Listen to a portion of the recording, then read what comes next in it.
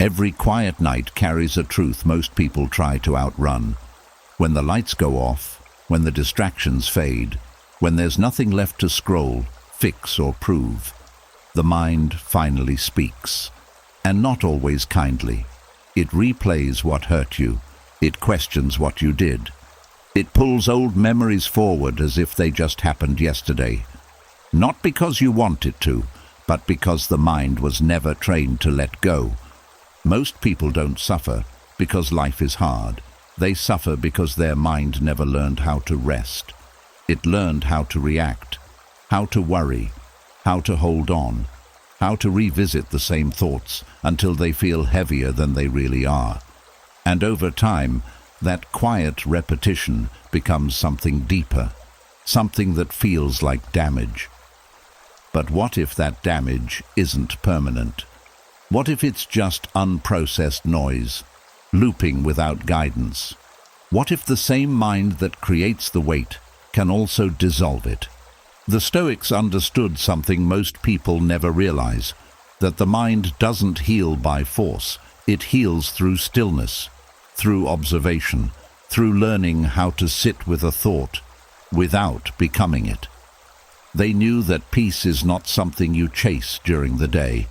It's something you build, slowly, in the quiet moments when no one is watching. And sleep is the most powerful of those moments. Because when the body rests, the mind becomes open, softer, more receptive, less defensive. It stops gripping everything so tightly. And in that state, something incredible becomes possible. Patterns can change. Emotional weight can loosen. Thoughts can pass without leaving scars behind. Tonight is not about trying harder. It's not about fixing everything. It's not about becoming someone new. It's about releasing what you were never meant to carry this long. This is your reset. 4 hours where nothing is required from you. 4 hours where the mind can finally unclench. 4 hours where the noise fades and something deeper begins to settle. You don't need to control your thoughts tonight. You don't need to fight them. You don't even need to understand them. You only need to let them pass. Because healing doesn't come from effort, it comes from allowing. And by the time you wake up, you may not even notice what changed, but something will feel lighter, quieter, clearer. Not because the world changed, but because the way your mind holds it finally did. Something shifts the moment you stop chasing every thought, not loudly, not dramatically, just a quiet pull, like the mind slowly stepping back from a conversation it no longer needs to be part of. And in that small distance, something surprising begins to happen. The weight starts to loosen. Most people don't realize how much energy they spend on thoughts that don't deserve it. A single memory appears, and suddenly the mind builds a full story around it. A small worry shows up, and it grows into a future that hasn't even happened. It feels automatic, almost like you don't have a choice. But the truth is, the mind has been trained this way. It has learned to follow everything, and what is followed becomes stronger. The Stoics understood this deeply. They didn't try to silence thoughts by force. They simply stopped feeding the ones that led nowhere. They knew that not every thought deserves attention. In fact, most of them don't. Think about how many thoughts pass through your mind in a single day. Thousands. But only a few truly matter. The rest are echoes, old patterns, reactions, background noise dressed up as something urgent. And yet, the mind treats all of them the same. It grabs them. It pulls them closer. It tries to solve them, fix them, understand them. That's where the exhaustion comes from. Because the mind is not tired from thinking. It's tired from engaging with everything. Silent withdrawal is not about stopping thoughts. It's about stepping back from them, letting them move without pulling you with them. It's the difference between standing in a river and standing on the shore, watching it flow. At first, this feels unnatural. The mind will try to pull you back in. It will say, "This thought is important. You need to figure this out. Don't ignore this." But not every thought that feels important actually is. Some are just habits repeating themselves. And habits lose their power when they are not reinforced. When a thought appears, there is a moment, a very small moment, where you choose what happens next. Most people don't notice it. They move straight into reaction. But if you slow down, even slightly, you begin to see it. The space between the thought and your response to it. That space is where freedom begins. Instead of following the thought, you simply notice it. You let it be there without adding anything to it. No analysis, no judgment, no story, just awareness. And then, gently, you return to stillness. At first, the thought may come back again and again. That's okay. It's not a sign that you're failing. It's a sign that the pattern is still fading. Each time you don't engage, you weaken it a little more. Over time, something changes. Thoughts that once felt loud start to feel distant. Thoughts that once pulled your attention instantly begin to pass without resistance. It's not because they disappeared. It's because you stopped giving them energy. And energy is what keeps them alive. This is where real mental relief begins. Not by solving every thought, but by realizing you don't have to. Some thoughts are not problems to fix. They are just noise to let go. The mind becomes lighter when it stops trying to carry everything. There's also something deeper happening beneath this practice. When you withdraw from unnecessary thoughts, you create space. And in that space, clarity naturally rises. Not forced, not chased, just there. It's like clearing a crowded room. Once the noise leaves, you can finally hear what matters. This is why silence feels so powerful. Not because nothing is happening, but because the unnecessary has stepped aside. And in that quiet, the mind begins to rest. You don't have to force this process. You don't have to perfect it. Even a small shift makes a difference. Even noticing one thought and choosing not to follow it is enough to begin. Because every moment of non-engagement is a moment of release. The Stoics would say that peace is not found by controlling the world, but by mastering what you give your attention to. And attention, once withdrawn, becomes your greatest form of strength. Tonight, as the body begins to slow down, this becomes easier. The mind softens, the grip loosens. Thoughts still come, but they don't hold as tightly. And this is the perfect time to practice letting them pass. Not pushing them away, not holding on to them, just letting them move through, like clouds across a quiet sky. You are not your thoughts. You are the one who notices them, and the more you rest in that place, the less power they have over you. So let the mind settle, let the thoughts come and go. And with each one you choose not to follow, feel the weight lift little by little, not all at once, but enough to breathe again. And as that weight begins to lift, something else quietly reveals itself.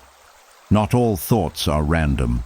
Some return with a familiar pull, the same memory, the same feeling, the same moment that should have faded by now, but somehow didn't.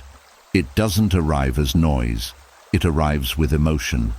And before you realize it, the mind has opened a door that was already closed.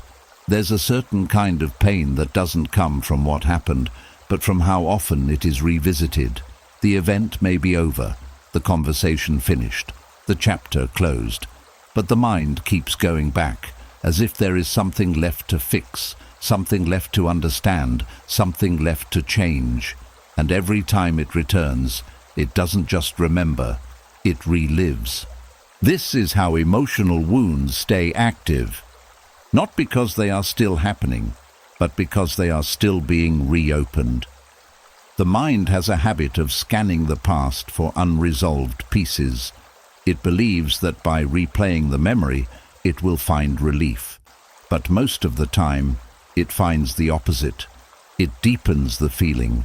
It strengthens the connection between the thought and the emotion. It turns something that was once temporary into something that feels ongoing. The Stoics saw this clearly. They believed that suffering often comes not from the event itself, but from the judgment we continue to attach to it. The more we return to it with the same reaction, the more it stays alive within us. So the question is not how to erase the memory, but how to stop reopening it. The first shift begins with awareness. Noticing when the mind starts to drift back into something that is already over. It usually happens quietly. A small trigger, a passing thought, a familiar feeling. And suddenly, the mind is there again, replaying details, adding meaning, questioning what should have been done differently. But in that moment, there is a choice. You can follow the memory, or you can recognize it. Recognition is powerful because it breaks the automatic loop. Instead of getting pulled into the emotion, you pause. You see the pattern. You acknowledge what is happening without becoming part of it, and that alone begins to weaken the cycle. It's not about pushing the memory away. That often makes it return stronger. It's about allowing it to be there, without engaging with it, letting it exist without feeding it new energy. Over time, this changes the way the mind interacts with the past. The memory may still appear, but it no longer carries the same weight. It becomes something you can observe instead of something that controls you. The emotional charge starts to fade, not because you forced it to, but because you stopped renewing it. Another important shift is understanding that not every memory needs closure. The mind often returns to the past because it wants a different outcome, a different response, a different version of what happened.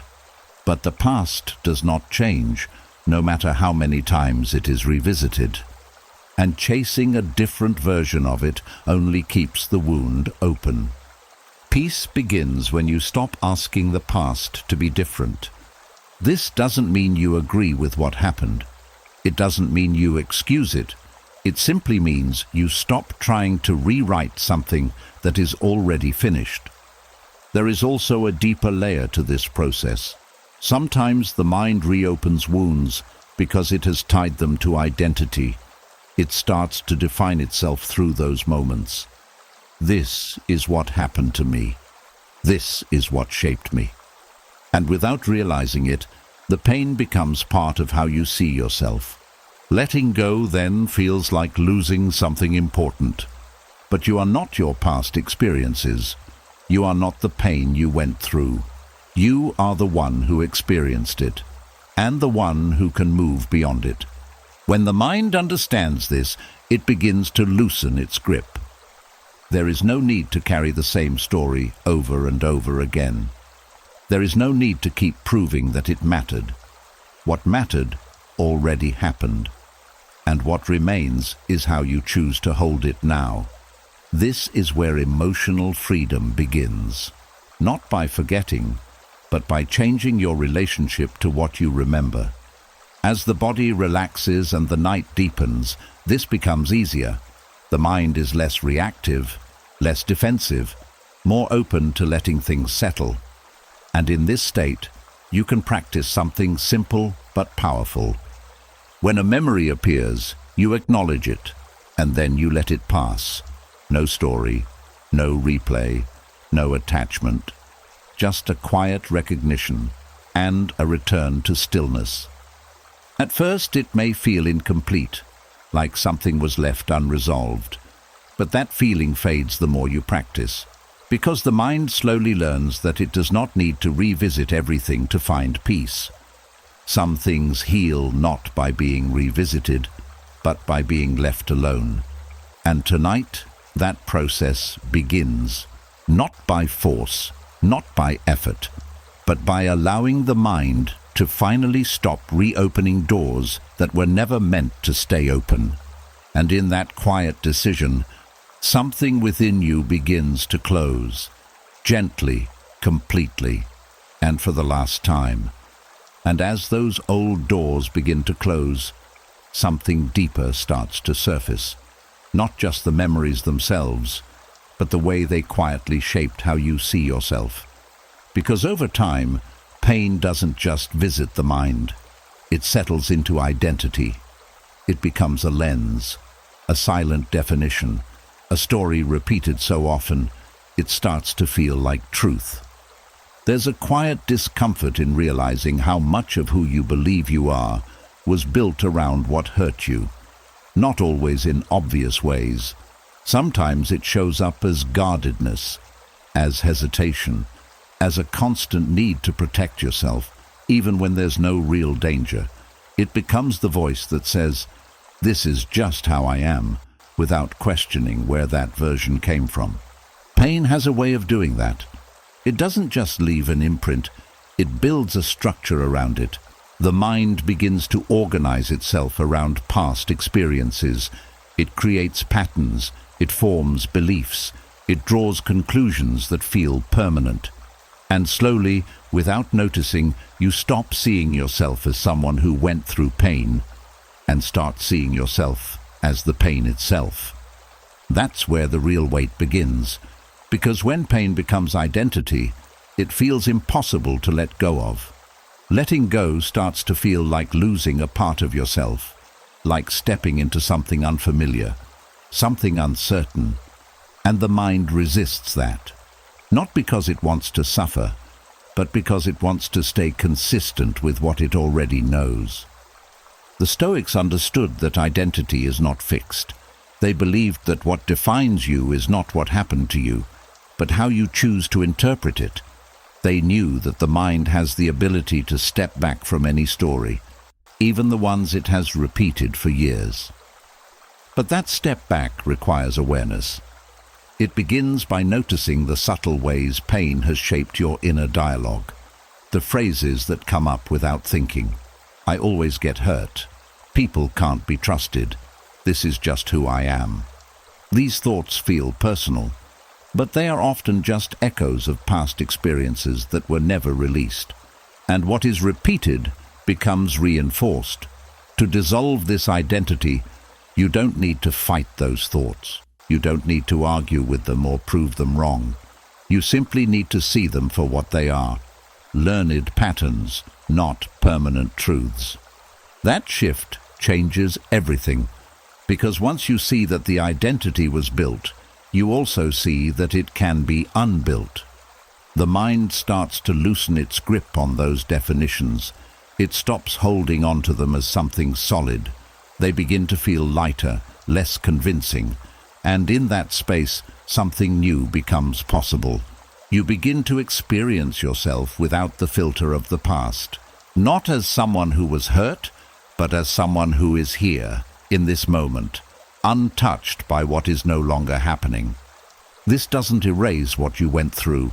It doesn't deny it. It simply places it where it belongs, in the past, not in your identity. There is also a quiet freedom in realizing that you don't need to carry the same story to honor what you experienced. You don't need to keep repeating it to validate it. The event mattered, but it does not need to define you forever. You are allowed to outgrow your own narrative, and when you do, something inside you relaxes. The mind no longer feels the need to protect a version of you that was created in a different time, under different conditions. It starts to trust the present more than the past. It becomes open again, not because it forgot what happened, but because it no longer expects it to happen again in the same way. This is where healing deepens, because you're not just letting go of thoughts, you're letting go of the identity that kept those thoughts alive. As the night continues and the body sinks further into rest, this becomes easier to feel. There's less resistance, less tension. The need to hold on to old definitions starts to fade. And in that quiet state, you can gently begin to release the labels you've been carrying, not all at once, not forcefully, just by noticing them and letting them soften. You may still hear those old thoughts from time to time. That's natural, but they no longer feel like commands. They feel like distant voices, ones you no longer need to follow. And slowly, without effort, you begin to rediscover something that was always there beneath all of it. A version of you that is not shaped by pain. A version of you that is not limited by what happened before. A version of you that simply exists, without needing to explain itself. That version is not new.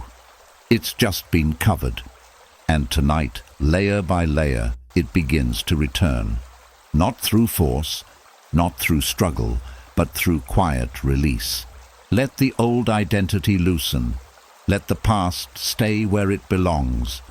And allow yourself to rest, not as who you thought you were, but as who you've always been underneath it all. And as that older version of you begins to loosen its hold, another habit quietly reveals itself.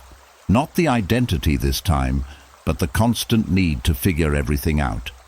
The urge to resolve every thought, to close every loop, to make sense of everything before the mind can finally rest.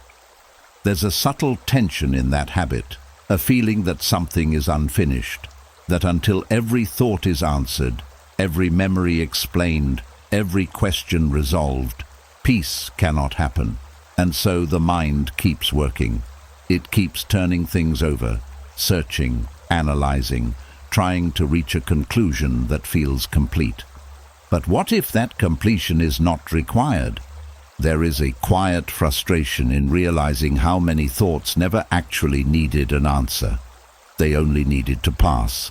And yet, the mind treats them like problems to solve. It holds onto them, examines them from every angle, and in doing so gives them more life than they ever deserved. This is where the Stoic method becomes different. Instead of trying to resolve every thought, the Stoics practiced letting thoughts fade.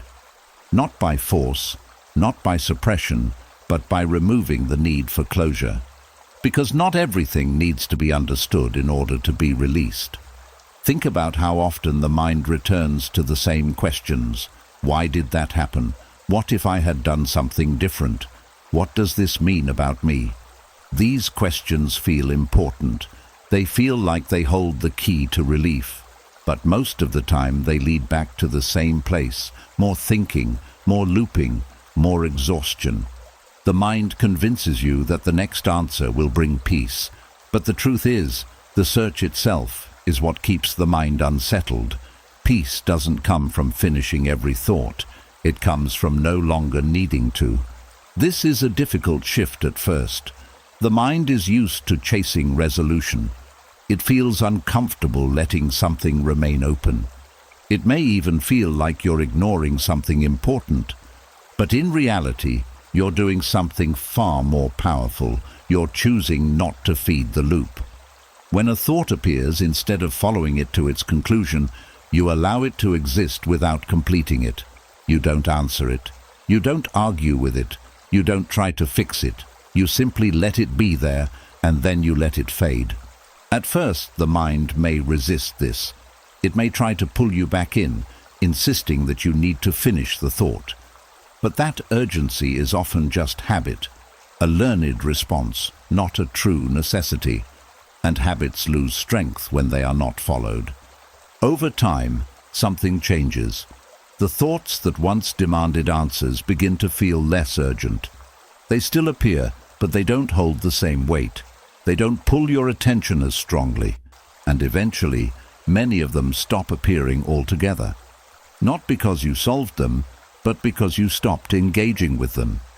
There is also a deeper understanding that begins to settle in. Not everything in life is meant to be resolved. Some experiences remain unclear. Some questions never have satisfying answers.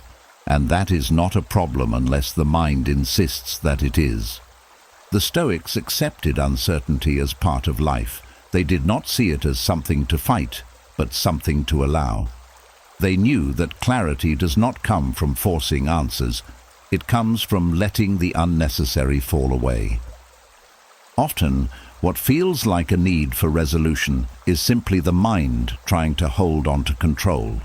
When you release that need, the mind becomes lighter, less tense, more at ease with what is. As the body continues to relax, this becomes easier to practice. The grip of the day softens. The urgency fades. Thoughts still come, but they no longer feel as demanding.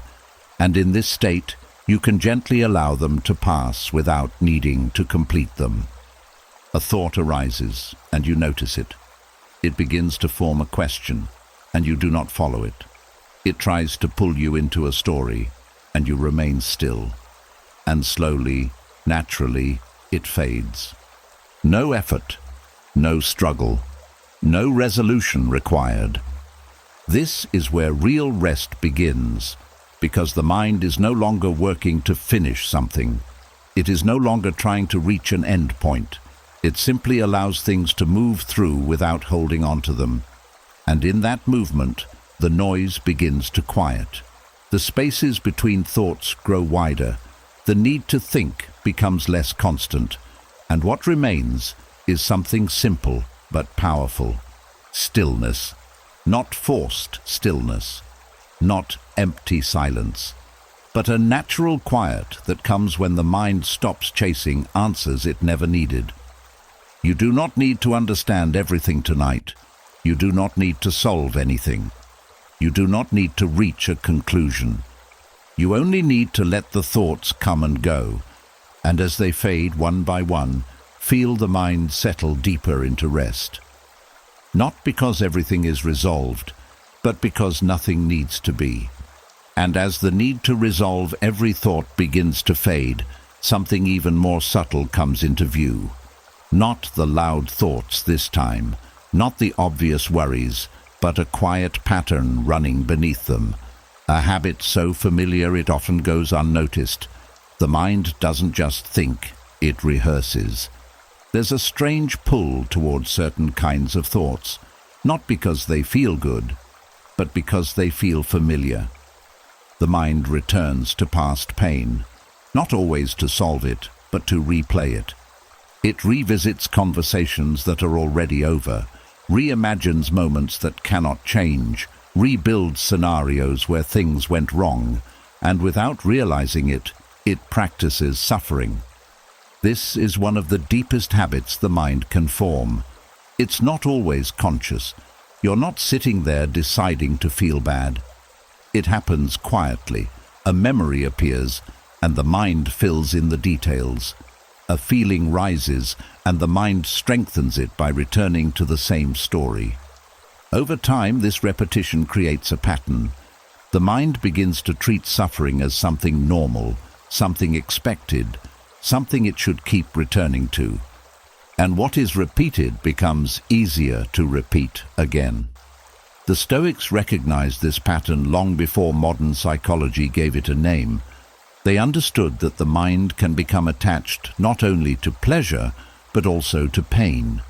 Not because pain is desired, but because it is known. It becomes part of the mental routine.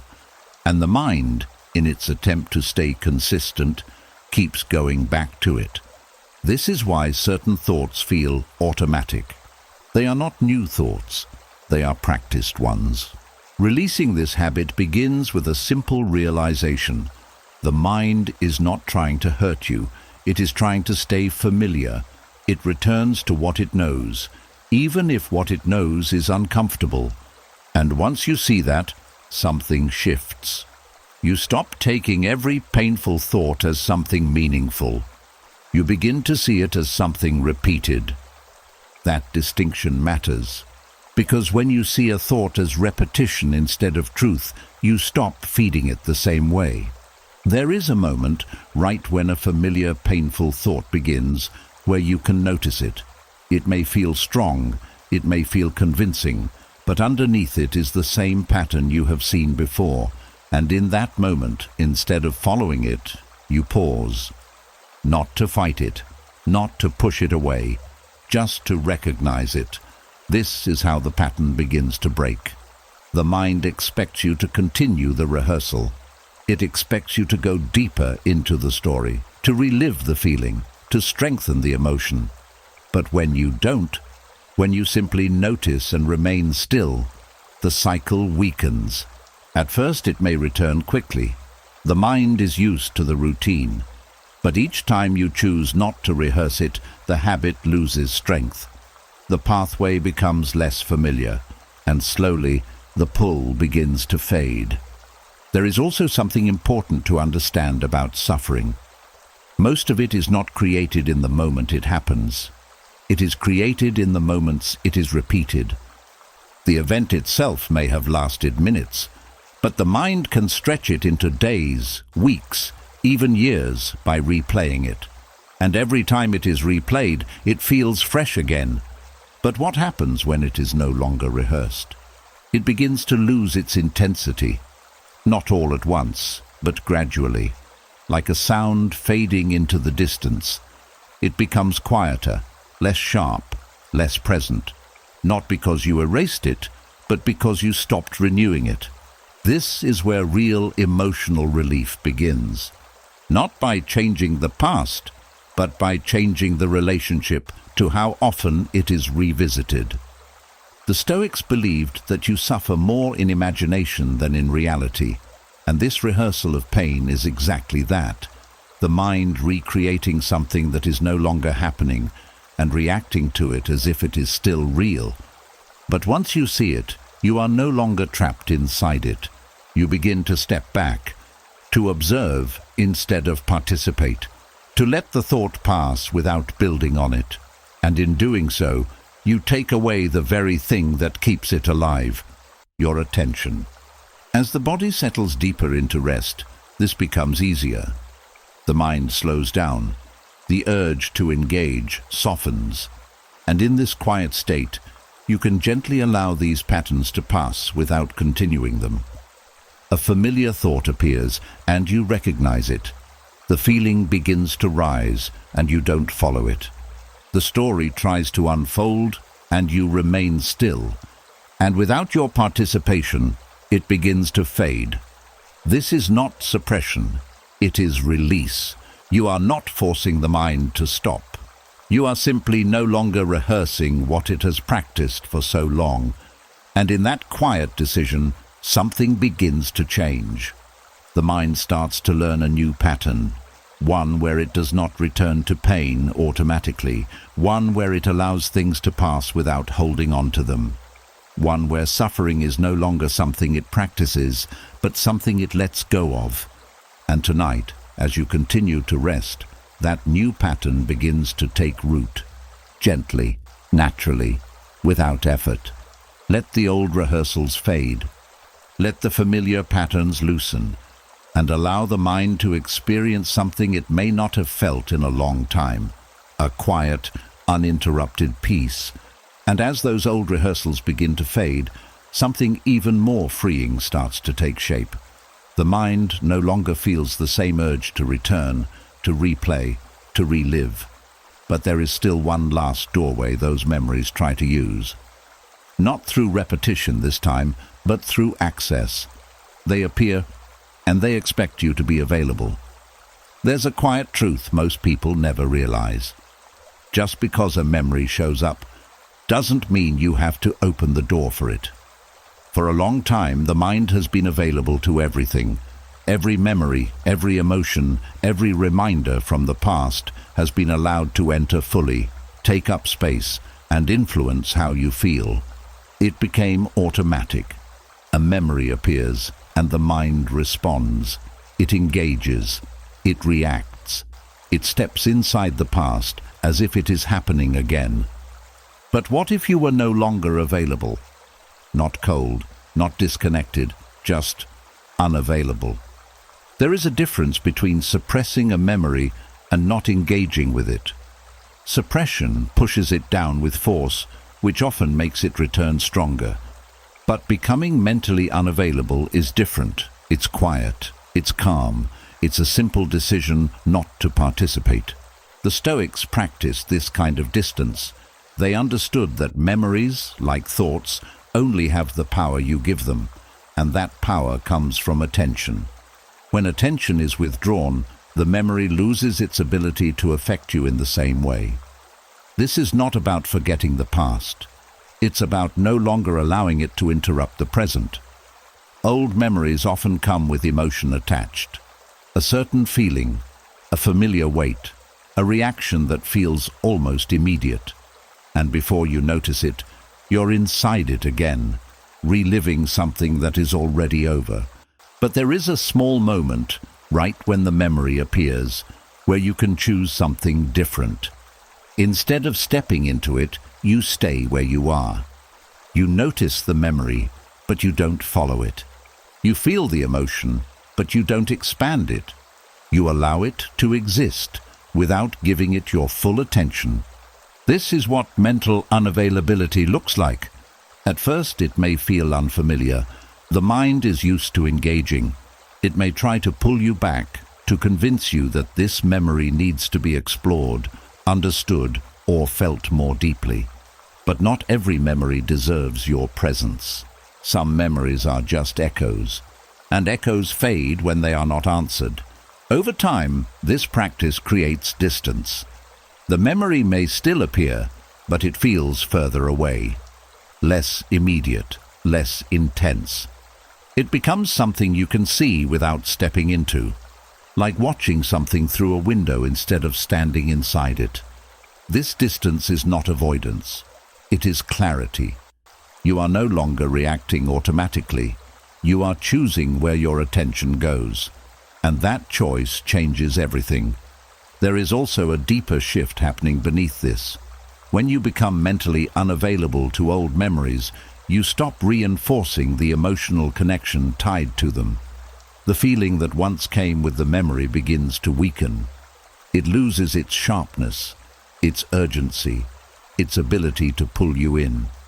And eventually, it no longer feels like something that belongs to the present. It becomes what it always was, something from the past. This is how the mind begins to heal naturally. Not by forcing memories away, but by no longer giving them a place to stay. As the night continues and your body sinks deeper into rest, this becomes easier to practice. The mind is softer now, less reactive, more willing to let things pass without holding on to them. A memory may appear. You notice it. You remain still.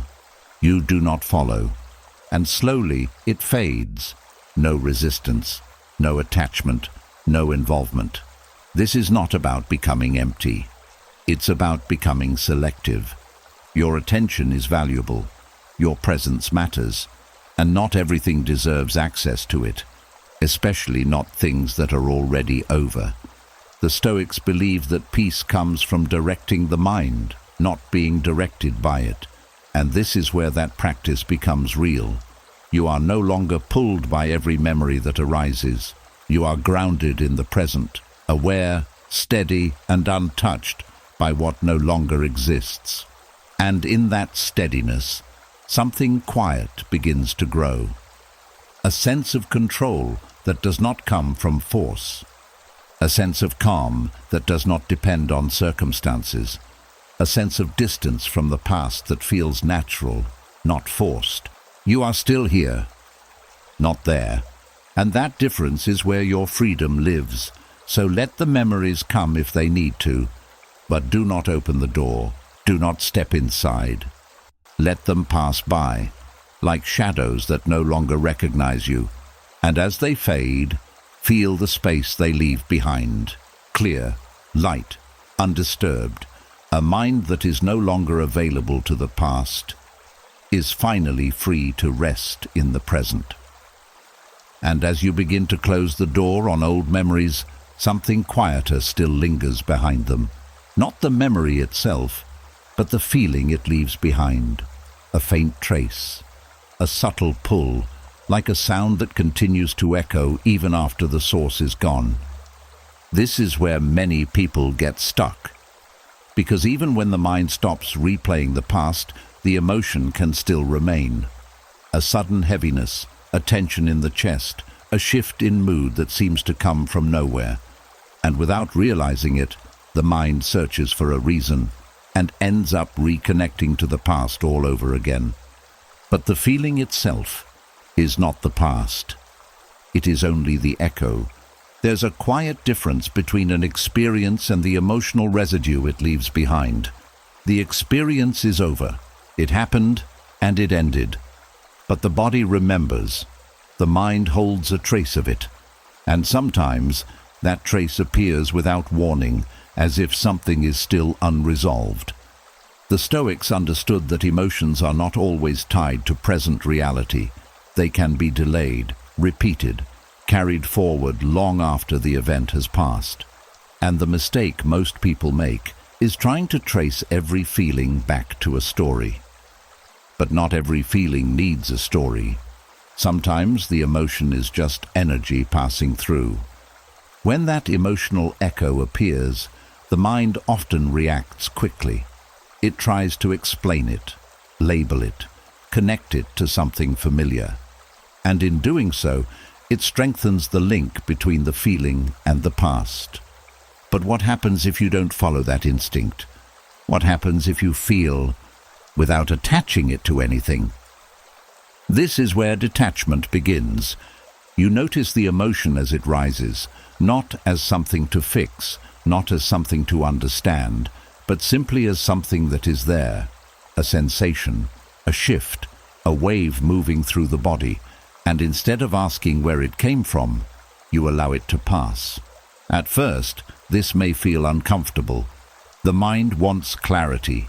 It wants a reason. It wants to connect the feeling to something solid. But the more you allow the emotion to exist without attaching it to a story, the weaker that connection becomes. The echo begins to fade on its own. There is also something important to understand about emotional echoes. They feel strong not because they are current, but because they are familiar. The body has experienced them before. The mind recognizes them, and so they feel more real than they actually are. But familiarity is not the same as truth. Just because a feeling is strong does not mean it belongs to the present moment. When you begin to see this, the reaction changes. You stop treating every emotion as something urgent. You stop assuming it needs to be followed, and instead you let it move through you, without resistance, without attachment. This is not indifference. It is awareness without entanglement. You are still feeling, you are still present, but you are not being pulled into something that no longer exists. And that difference is what creates space. As the night deepens and your body continues to relax, this becomes easier. The mind is quieter now. The need to explain everything softens. And in that quiet, you can begin to feel emotions without reacting to them. A wave of feeling rises. You notice it. You stay still. You let it pass. No story, no connection, no return to the past. And slowly, the intensity fades. Not because you pushed it away, but because you didn't hold on to it. This is how emotional freedom grows. Not by eliminating feelings, but by changing how you relate to them. The Stoics believed that emotions lose their grip when they are seen clearly, not as commands, not as truths, but as temporary experiences moving through the mind and body. And once you see them that way, they stop controlling you. They become lighter, shorter, less defining. They come and they go. And you remain. There is a calm that comes from this understanding, a quiet confidence that you do not need to chase every feeling, solve every emotion, or trace every sensation back to the past. You can simply allow. And in that allowing, the echoes lose their power. The past no longer reaches into the present. The feeling no longer pulls you back. And what remains is something steady, something grounded, something real. You are here. Not in the memory, not in the emotion, not in the echo. Just here, and in that place there is nothing to hold on to, and nothing to carry forward. Only a quiet, steady peace that does not depend on what came before. Let the echoes fade, let the body soften, and rest in the space that is left behind, untouched, present, and finally still. And as those emotional echoes begin to fade into the background, something even more revealing starts to surface. Not the thoughts, not the memories, not even the feelings, but the quiet pull beneath them. A pattern so subtle it feels natural. A tendency the mind has developed over time. It doesn't just remember pain, it looks for it. There is something strange about the way the mind works. It does not always move toward what is good. It often moves toward what is familiar. And if pain has been repeated enough, processed in the same way again and again, it begins to feel known, recognizable, almost predictable. And the mind, in its attempt to stay consistent, starts to return to it. Not because it wants to suffer, but because it knows how. This is where many people get trapped without realizing it. They believe they are reacting to life as it happens, but in truth, the mind is often guiding them back into the same emotional patterns, the same interpretations, the same reactions. It becomes a loop, not forced, not obvious, but deeply ingrained. The Stoics understood that the mind can be trained just like the body. Whatever it practices, it becomes better at. If it practices worry, it becomes efficient at worrying. If it practices fear, it becomes quick to fear. And if it practices pain, it begins to expect it, even in moments where it is not present. So the question becomes simple but powerful. What has your mind been practicing? Reprogramming begins with awareness, noticing when the mind starts leaning toward familiar discomfort.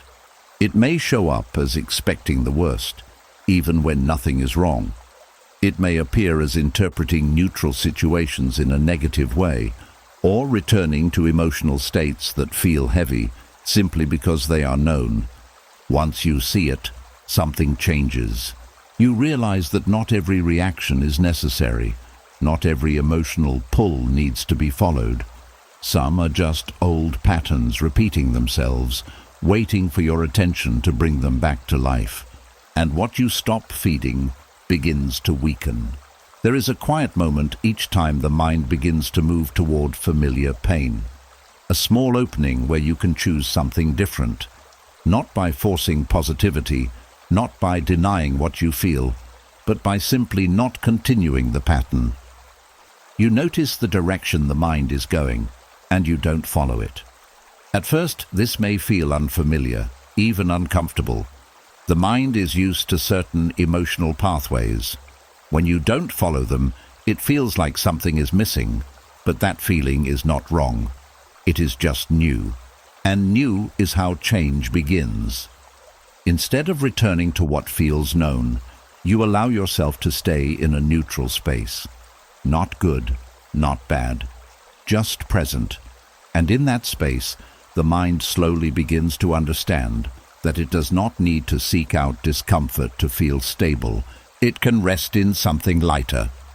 There is also an important shift in how you interpret your own thoughts.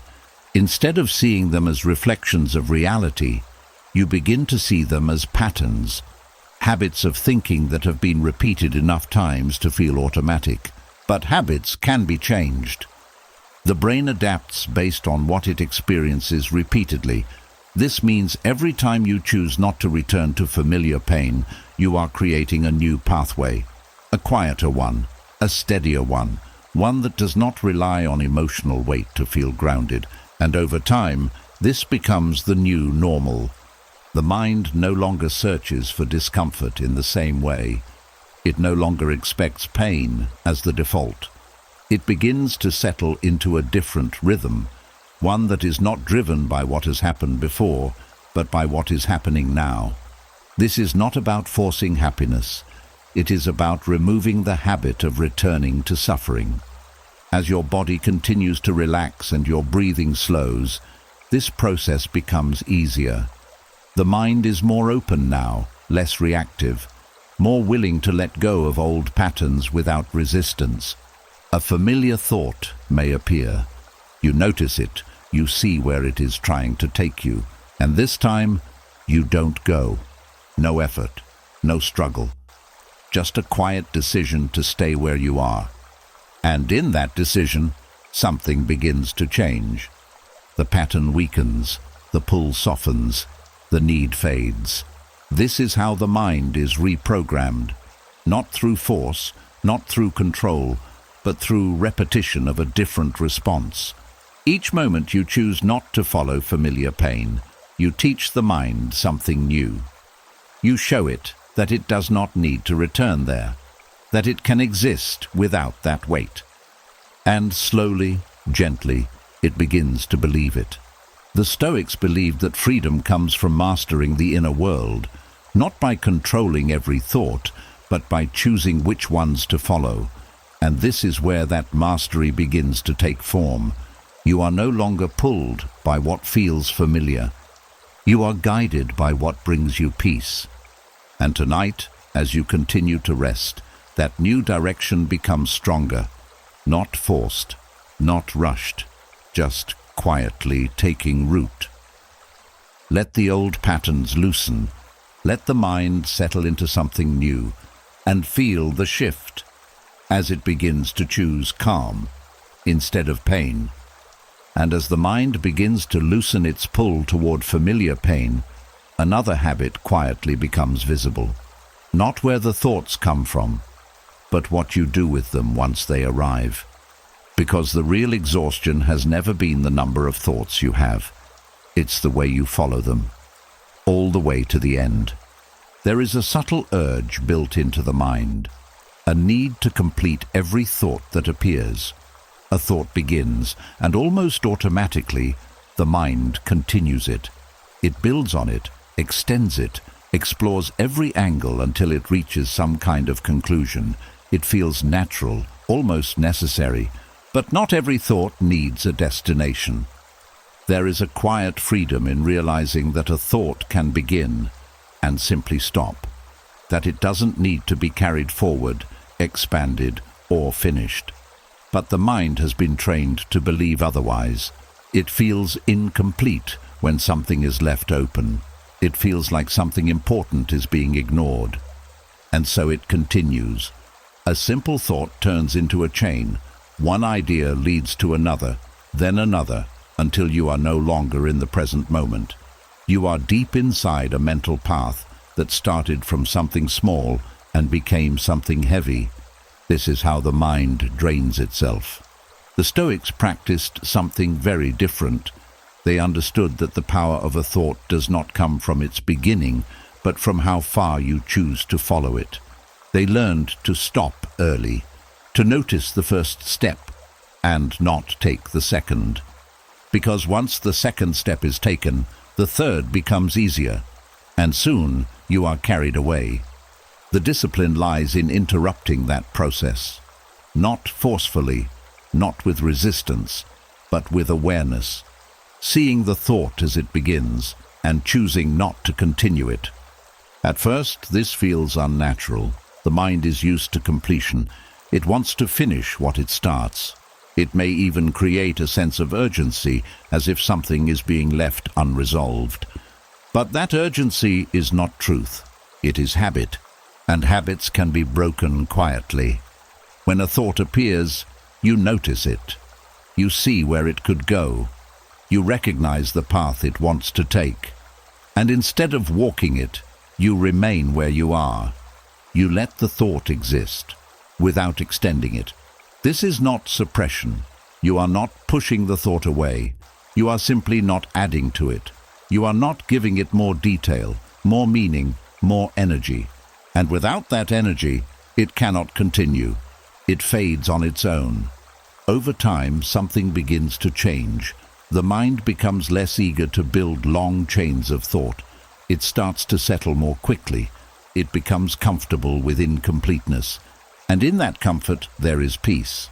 There is also a deeper understanding that begins to form. Not every thought is worth finishing. Some are just fragments, small mental sparks that appear and disappear naturally, but when you follow them, you turn them into something larger than they ever needed to be. The discipline is in letting them remain small. As the body continues to relax, this becomes easier to practice. The mind is softer now, less reactive, more willing to let things pass without turning them into something bigger. A thought begins.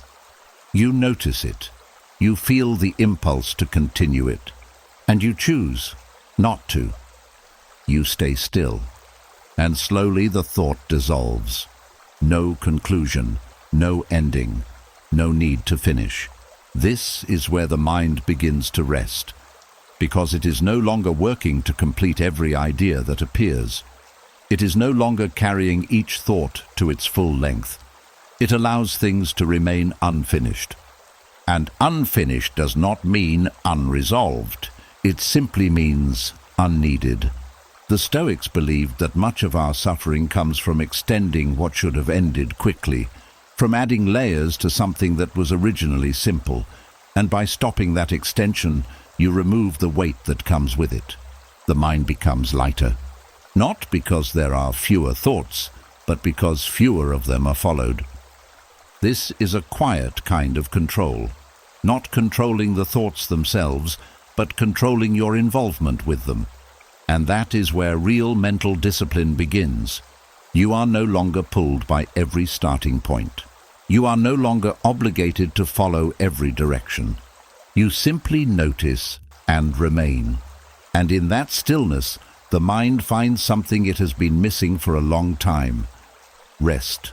Not the kind that comes from sleep alone, but the kind that comes from not being constantly engaged, not being constantly pulled into every thought that appears. And as this discipline grows, the mind becomes calmer, clearer, less crowded. You begin to experience moments where nothing needs to be continued, where thoughts come and go without leaving anything behind. And in those moments, there is space. Space to breathe, space to settle, space to simply be. Let the thoughts begin if they need to, but do not follow them to the end. Let them stop where they started and rest in the quiet that follows. And as you begin to stop following every thought to its end, something deeper starts to loosen its grip. Not just the thoughts themselves, but the stories built around them. Because the mind rarely presents a thought on its own, it wraps it in a narrative, a meaning, a version of events that feels complete, even when it isn't. There is a quiet danger in these narratives. They feel true because they are repeated. They feel solid because they are familiar. But most of the time, they are interpretations, not reality. A memory appears, and the mind fills in the story. What it meant, why it happened, what it says about you. And without noticing, you are no longer just remembering, you are reinforcing a version of the past that keeps the emotion alive. This is how mental damage stays in place. Not because the event continues, but because the story around it does. The Stoics understood that events are neutral, but the meaning we attach to them is what creates suffering. They practiced separating what happened from what they believed about what happened. And in that separation they found relief.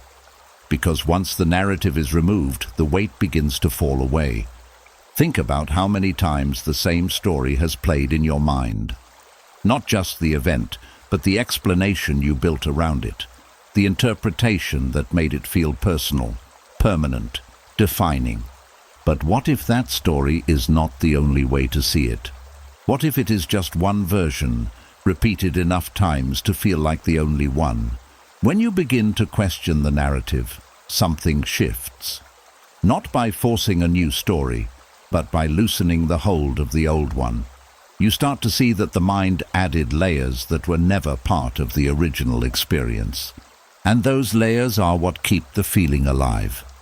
Removing narrative attachment is not about denying what happened. It is about releasing the meaning that keeps you tied to it. It is about allowing the event to exist without the story that surrounds it. This creates space. The memory is still there, but it no longer carries the same weight. It no longer defines you. It no longer pulls you into the same emotional response, because the story that gave it power is no longer being told. There is also a subtle shift in how you relate to your own thoughts. Instead of believing every interpretation, you begin to observe them. You see how the mind builds meaning automatically, often based on past patterns rather than present truth. And once you see that, you stop treating every thought as a fact. You begin to see thoughts as suggestions, not conclusions. This is where freedom begins. As your body continues to relax, this becomes easier to practice. The mind is quieter now, less attached, more open to letting go of old interpretations without resistance. A memory appears. You notice it. The story begins to form. And this time, you don't complete it. You don't add meaning. You don't define it. You let it exist, without a narrative. And slowly, the emotional charge fades. Not because the memory disappeared, but because it is no longer being supported by the same story. This is how mental damage begins to dissolve. Not by changing the past, but by removing the interpretation that keeps it active. The Stoics believed that you cannot control what happens, but you can control how you see it. And in that control, there is power. Not the kind that forces outcomes, but the kind that frees the mind from unnecessary suffering. You are not required to carry every story you have ever told yourself. You are allowed to release them. You are allowed to see things differently, or not define them at all. And in that absence of narrative, something quiet emerges. A sense of neutrality. A sense of lightness. A sense that the past no longer holds the same weight. This is not forgetting. This is not avoidance. This is clarity. The kind that comes when the mind stops attaching meaning to everything it remembers. And in that clarity, the damage begins to fade. Gently, naturally, without force. Let the stories loosen. Let the meanings fall away. And allow the mind to rest, not in what happened, but in what remains when the story is gone. And as those stories begin to loosen and fall away, something unfamiliar begins to settle in. A quiet space where nothing is being explained, nothing is being completed, nothing is being tied together. And at first, that space can feel strange. Because the mind has been trained to finish everything, there is a subtle discomfort in leaving things open, a feeling that something is missing, something unresolved, something incomplete. The mind wants to close every loop, to bring every thought to an end, to make everything feel certain before it allows itself to rest. But peace does not come from finishing everything. It comes from allowing things to remain unfinished. There is a quiet kind of freedom in this, a soft release from the need to make sense of every detail, to understand every outcome, to arrive at a final answer for everything that passes through the mind. Because the truth is, most of what the mind tries to complete was never meant to be finished. Some thoughts are not questions, some feelings are not problems, some experiences are not puzzles to solve. They are simply passing through. The Stoics understood that the mind creates unnecessary tension when it insists on completion. They saw that much of human unrest comes from the desire to reach certainty in a world that does not always provide it. And instead of fighting that uncertainty, they learned to live with it, calmly, steadily, without resistance. This is the practice of allowing the mind to be unfinished, not broken, not lacking, just open. At first, this feels unfamiliar. The mind may try to fill the space. It may search for something to hold on to, something to complete, something to resolve. But when you do not follow that impulse, something begins to shift. The space remains, And instead of feeling empty, it begins to feel peaceful, because what you once called unfinished was simply quiet. There is no need to chase every thought to its conclusion. There is no need to force clarity where it is not required. There is no need to tie every loose end. You can allow things to exist without closing them. And in doing so, the mind begins to relax in a deeper way. There is also a gentle understanding that begins to grow. Not everything in life will feel complete. Not every experience will make perfect sense. Not every thought will lead to a clear answer. And that is not something to fix. It is something to accept. When you stop resisting this, the tension dissolves. The need to finish fades. The pressure to understand softens.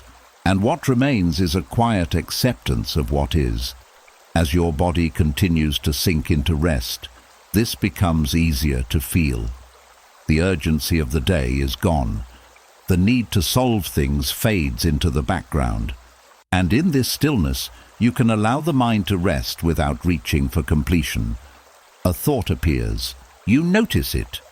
It does not lead anywhere, and you let it stay that way. No conclusion, no answer, no need to finish. Just a quiet presence, and then it fades. This is where true mental rest begins. Because the mind is no longer working. It is no longer trying to close loops, to solve problems, to reach outcomes. It is simply existing without pressure. The Stoics believed that peace is found not in controlling everything, but in accepting what does not need to be controlled. And the need for completion is one of those things. It feels necessary, but it is not. You can let things remain open. You can let thoughts remain unfinished. You can let the mind rest without reaching an end. And in that openness, something steady begins to form. A calm that does not depend on answers. A stillness that does not require closure. A sense of ease that comes from not needing to complete what was never meant to be finished. You are not behind. You are not missing anything. Nothing needs to be resolved right now. Everything can remain as it is. And you can still be at peace. Let the mind be open. Let it be unfinished. Let it rest without reaching. And in that quiet, feel the gentle shift from effort into ease. From tension into calm, from needing to know, into simply being, and stay there, still, unfinished, at peace. And as the mind learns to rest without needing to finish every thought, something even more subtle begins to appear. Not the thoughts themselves, but the moment just before them, a quiet spark, a small shift, the beginning of a reaction before it becomes something stronger. Most people only notice their emotions after they have already taken over, after the tension rises, after the feeling becomes clear, after the reaction is already in motion. But there is always a moment before that, a very small one, easy to miss, but always there. That moment is where everything can change. Emotional triggers do not appear fully formed. They begin as something quiet, a slight tightening in the body, a flicker of discomfort, a brief change in energy that happens before the mind builds a story around it. And if it is not noticed, it grows. It gathers meaning. It becomes something larger than it started. But if it is noticed early, it can dissolve just as quietly as it appeared. The Stoics trained themselves to recognize this early stage. They understood that once an emotion becomes strong, it is harder to guide. But in its beginning, it is light, flexible, easy to release. This is not about suppressing emotions. It is about meeting them before they take shape. There is a certain awareness required for this, a gentle attention to what is happening inside you, not just at the level of thoughts, but at the level of sensation. The body often feels the trigger before the mind explains it, a slight tension in the chest, a shift in breathing, a subtle unease that does not yet have a name. This is the first signal. And in that moment, you do not need to react. You do not need to follow it. You simply notice. That noticing creates space. Instead of moving immediately into reaction, you pause. You allow the sensation to be there without turning it into a story, without labeling it, without attaching it to anything. And in that space, the trigger loses its momentum. Because what turns a small reaction into a strong emotion is the meaning the mind adds to it, the interpretation, the story, the connection to past experiences. When that is removed, the sensation remains simple. It rises, and then it fades. There is also a deeper shift happening here. The mind begins to trust that not every internal movement needs to be followed, that not every feeling is a signal to act, that some sensations are just passing waves, not instructions. This changes the way you experience yourself. You become less reactive, not because you are controlling your emotions, but because you are meeting them earlier, before they grow, before they take form, before they pull you in. At first, this may feel subtle, almost like nothing is happening, but that is exactly the point. The absence of reaction is not emptiness. It is control without effort. As the body continues to relax, this awareness becomes easier to access. The mind is quieter now, slower, more receptive. And in this state, you can begin to notice the smallest shifts without being overwhelmed by them. A slight discomfort appears. You feel it, you stay still, you do not build on it. And slowly it disappears. No escalation, no reaction, no need to understand. This is how emotional triggers are neutralized, not by fighting them, not by avoiding them, but by seeing them before they become something larger. The Stoics believe that emotions are not the problem. It is our reaction to them that creates suffering, and by meeting them at their earliest stage, you remove the need for reaction altogether. You allow them to pass before they take hold. This is a quiet kind of strength, not loud, not forceful, but steady. A strength that comes from awareness, not control. A calm that comes from understanding, not resistance. And as this practice deepens, something begins to change within you. The mind becomes less reactive. The body becomes more at ease. The space between stimulus and response becomes wider. And in that space, there is freedom. You are no longer pulled by every small shift. You are no longer carried by every emotional wave.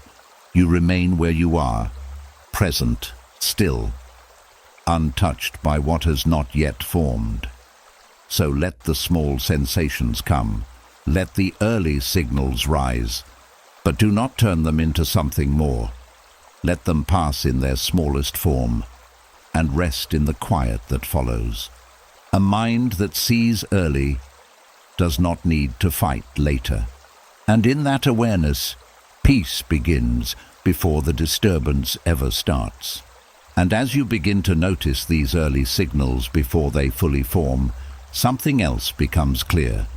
Not every thought needs to be stopped. Not every feeling needs to be controlled.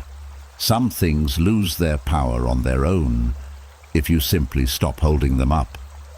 There is a quiet exhaustion that comes from trying to manage every thought, trying to control it, redirect it, replace it. It feels like effort is required to keep the mind calm, but the truth is, much of that effort is unnecessary, because most thoughts are not strong on their own. They only appear strong because we keep supporting them.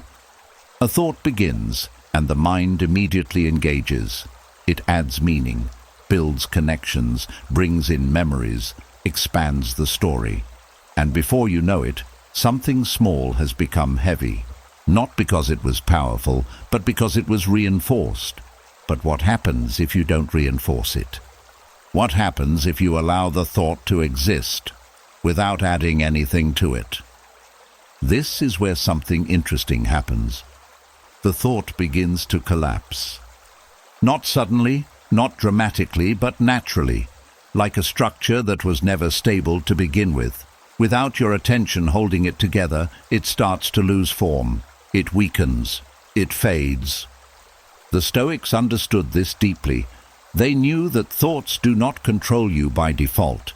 They gain control through your agreement with them, through your engagement, through the energy you give them. Remove that energy, and the thought cannot sustain itself. This is not about pushing thoughts away. It is not about replacing them with something positive. It is about allowing them to stand on their own, without your support. And most of them cannot. At first, this may feel unfamiliar. The mind is used to interacting with every thought. It may feel like you are doing nothing, like you are not responding when you should. But that stillness is where the shift happens. A thought appears. You notice it. You do not follow it. You do not resist it. You do not try to change it. You simply allow it to be there, and without your involvement, it begins to weaken. This is different from control. It is release. There is also something important to understand about the nature of thoughts. Many of them are not complete. They are fragments, partial ideas, incomplete patterns that rely on your attention to become something more. When you stop completing them, they remain fragments. And fragments do not last. They dissolve on their own. As the mind becomes more familiar with this process, it begins to trust it. It no longer feels the need to interfere with every thought. It allows them to rise and fall without stepping in. And in that allowance, the mind becomes quieter. Not because there are fewer thoughts, but because fewer of them are being sustained. There is a calm that comes from this, a sense that you do not need to manage everything happening inside you, that thoughts can move without needing your constant attention, and that realization changes the relationship you have with your mind. You are no longer responsible for every thought that appears. You are only responsible for whether you choose to hold on to it. As your body continues to relax and your breathing becomes slower, this becomes easier to experience. The mind is less active now, less eager to engage, more willing to let things pass without interference. A thought begins to form. You see it, you do nothing, and it fades. No effort, no struggle, no need to intervene. This is where the mind begins to rest deeply, because it is no longer working to maintain every thought. It is no longer building and rebuilding the same patterns. It allows things to exist without supporting them. And in that absence of support, the unnecessary begins to disappear. The Stoics believed that peace is not created by adding something new, but by removing what is not needed. And many of the thoughts that disturb you are not needed. They only remain because they are held. When you stop holding them, they fall away, gently, naturally, without force. This is the quiet power of letting thoughts collapse, not by pushing them down, not by replacing them, but by allowing them to stand on their own and watching them fade. Let the thoughts come, let them form if they must, but do not hold them up. Do not build them further. Do not give them more than they already have. And as they lose their structure, feel the mind become lighter, less crowded, less active, more still. A mind that does not support unnecessary thoughts does not need to fight them. It simply watches and rests as they disappear on their own. And as thoughts begin to collapse on their own, something else quietly reveals itself beneath them. Not the thoughts themselves, but the meaning you attach to them. Because the mind doesn't just receive information, it interprets it. It turns neutral moments into personal ones, simple situations into reflections of you. There is a quiet habit in the mind that makes everything feel personal. A look from someone, a tone in a voice, a message left unanswered. The mind takes these small moments and builds meaning around them. It asks, "What does this say about me?" and then answers its own question in ways that are often unnecessary. But most of the time, it was never about you. There is a kind of tension that comes from constantly placing yourself at the center of everything that happens. It creates pressure. It makes the world feel heavier than it needs to be. Every interaction becomes loaded. Every small shift feels significant. And slowly, the mind becomes overwhelmed, not by reality, but by interpretation. The Stoics understood that much of human suffering comes from this habit, not from events themselves, but from the way we take them personally. They believed that people act based on their own perceptions, their own struggles, their own patterns, and most of what they do has very little to do with you. But the mind doesn't see it that way at first. It fills in the gaps. It creates explanations. It assumes intention where there may be none. And those assumptions begin to shape how you feel. A neutral situation becomes negative. A small moment becomes something meaningful. And all of it is built on interpretation. This is where the shift begins, not by forcing yourself to think differently, but by noticing when the mind is making something personal, seeing the moment where it turns outward events into inward meaning. And instead of accepting that meaning immediately, you pause. You allow space. That space is important, because it breaks the automatic reaction. When something happens, instead of asking, "What does this mean about me?" you simply observe. You let the moment exist without attaching it to your identity. You recognize that what others do often reflects their state, not yours. This does not mean you ignore everything. It does not mean you become disconnected or indifferent. It simply means you stop carrying what was never yours to carry. Over time, this changes the way you experience the world. Interactions feel lighter. Situations feel less charged. You no longer move through life reacting to every small shift as if it is directed at you. You begin to see things more clearly. There is also a deeper understanding that begins to form. People are often dealing with their own thoughts, their own pressures, their own internal struggles. Their actions are shaped by things you cannot see, and once you realize that, it becomes easier to step back. Not everything is a reflection of you. Not everything requires a response. Not everything deserves your emotional energy. As your body continues to relax, this becomes easier to feel. The mind is quieter now, less reactive, more willing to let things be without turning them into something personal. A memory may appear. You notice it. You see how the mind tries to attach meaning to it. And this time, you don't follow. You let it remain neutral. You let it exist without defining what it says about you. And slowly, the emotional weight fades, because the weight was never in the event, it was in the meaning. This is where freedom begins. When you stop interpreting everything personally, the mind becomes more open, more at ease, less burdened by unnecessary connections. You are no longer carrying every glance, every word, every moment as something that defines you. You remain steady, grounded, untouched by what does not belong to you. The Stoics believed that your peace comes from within, not from how others act or respond. And when you stop taking everything personally, that peace becomes easier to access. You no longer depend on external moments to feel stable. You remain where you are, calm, present, clear. So let things happen without attaching them to yourself. Let people be as they are without turning it into something about you. Let moments pass without giving them more meaning than they need.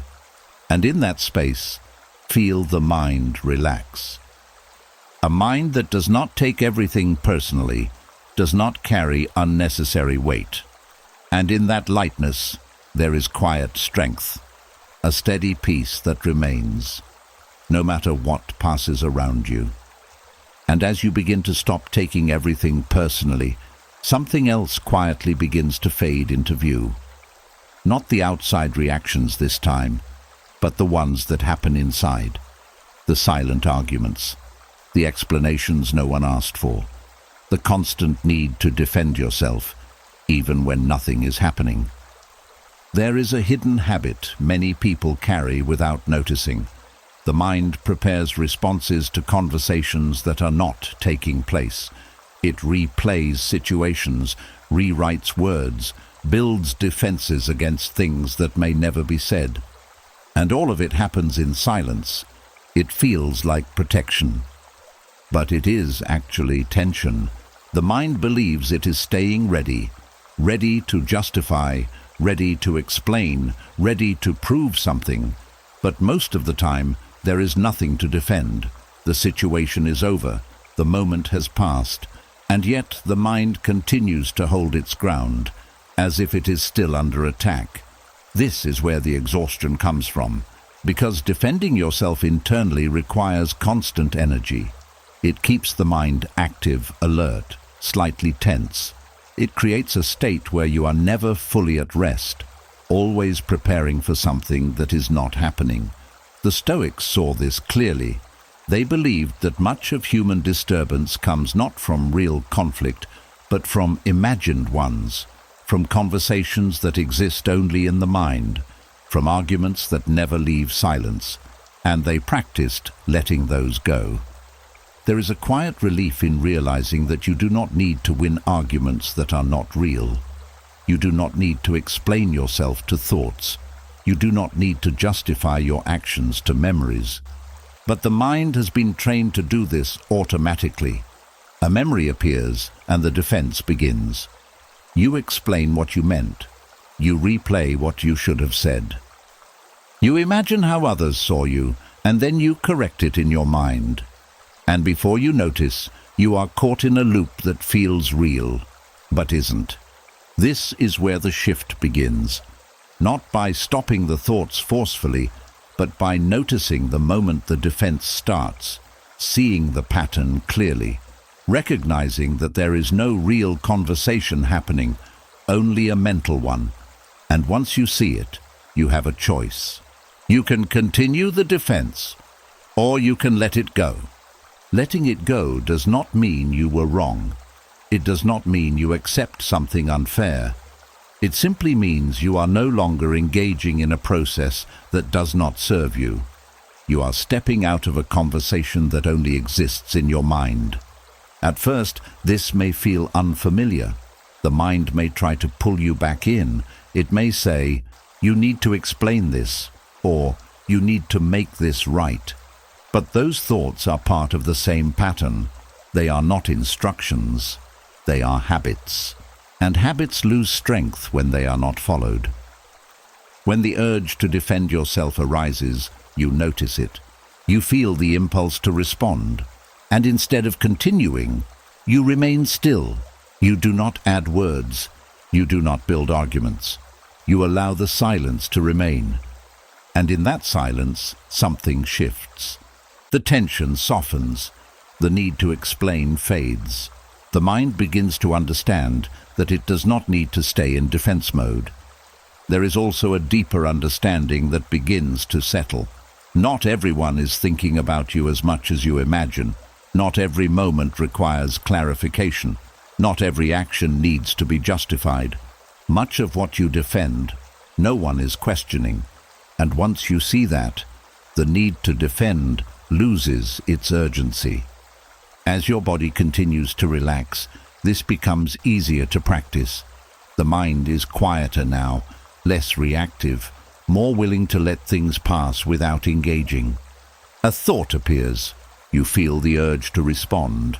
You recognize the pattern, and this time you don't continue. No explanation, no argument, no defense. Just stillness. And slowly the thought fades.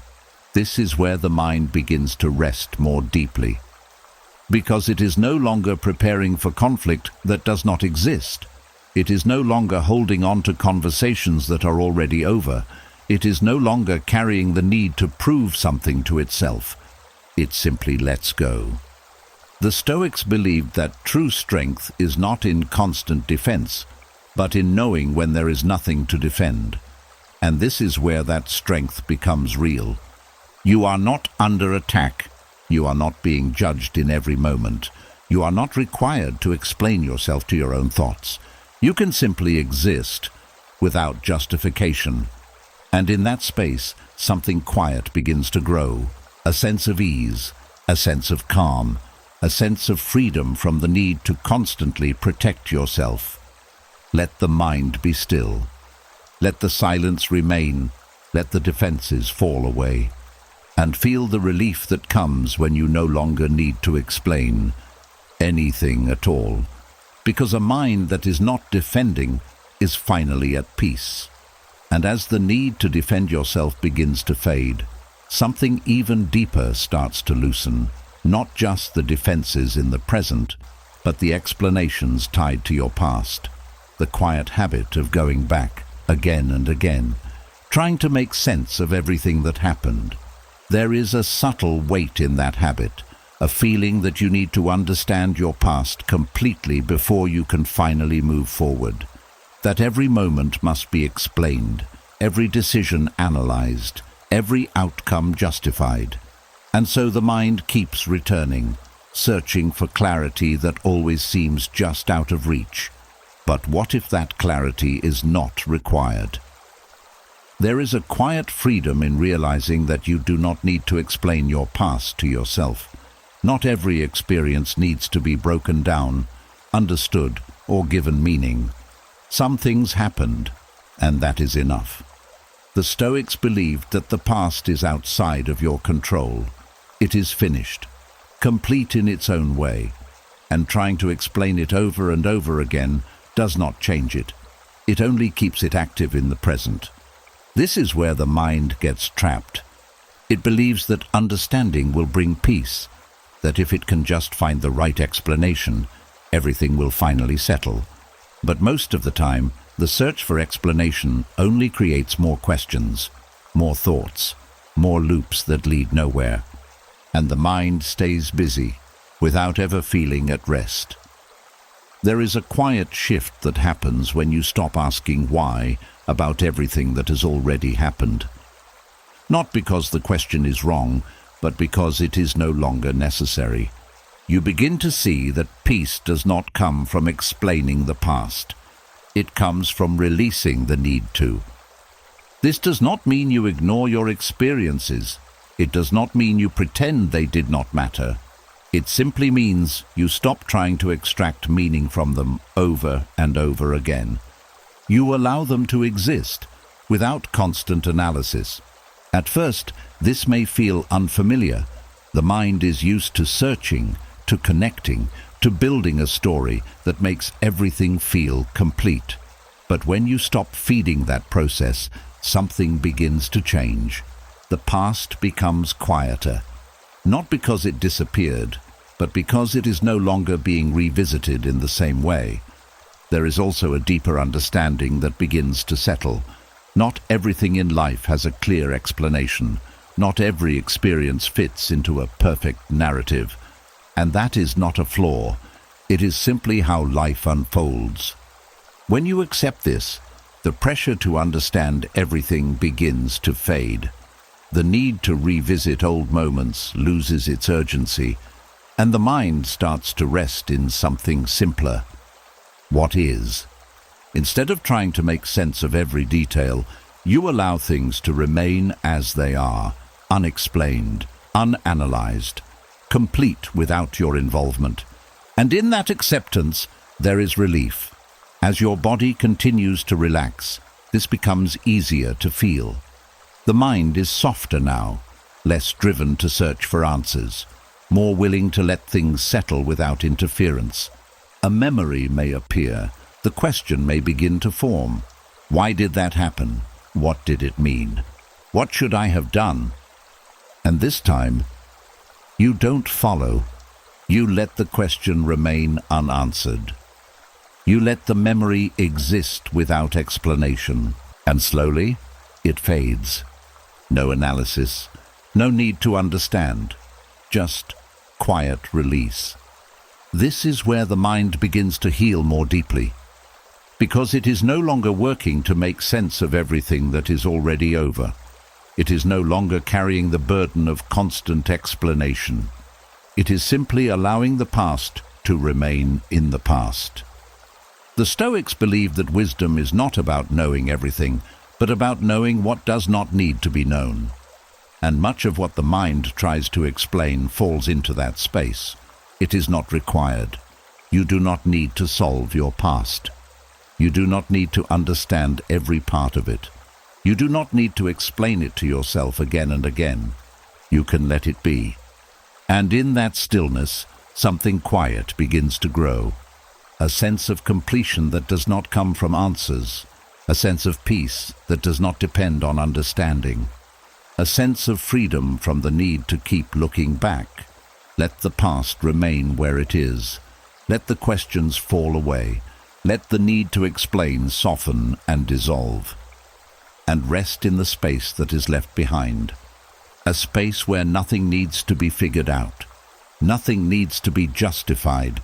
Nothing needs to be understood. Only accepted and gently released.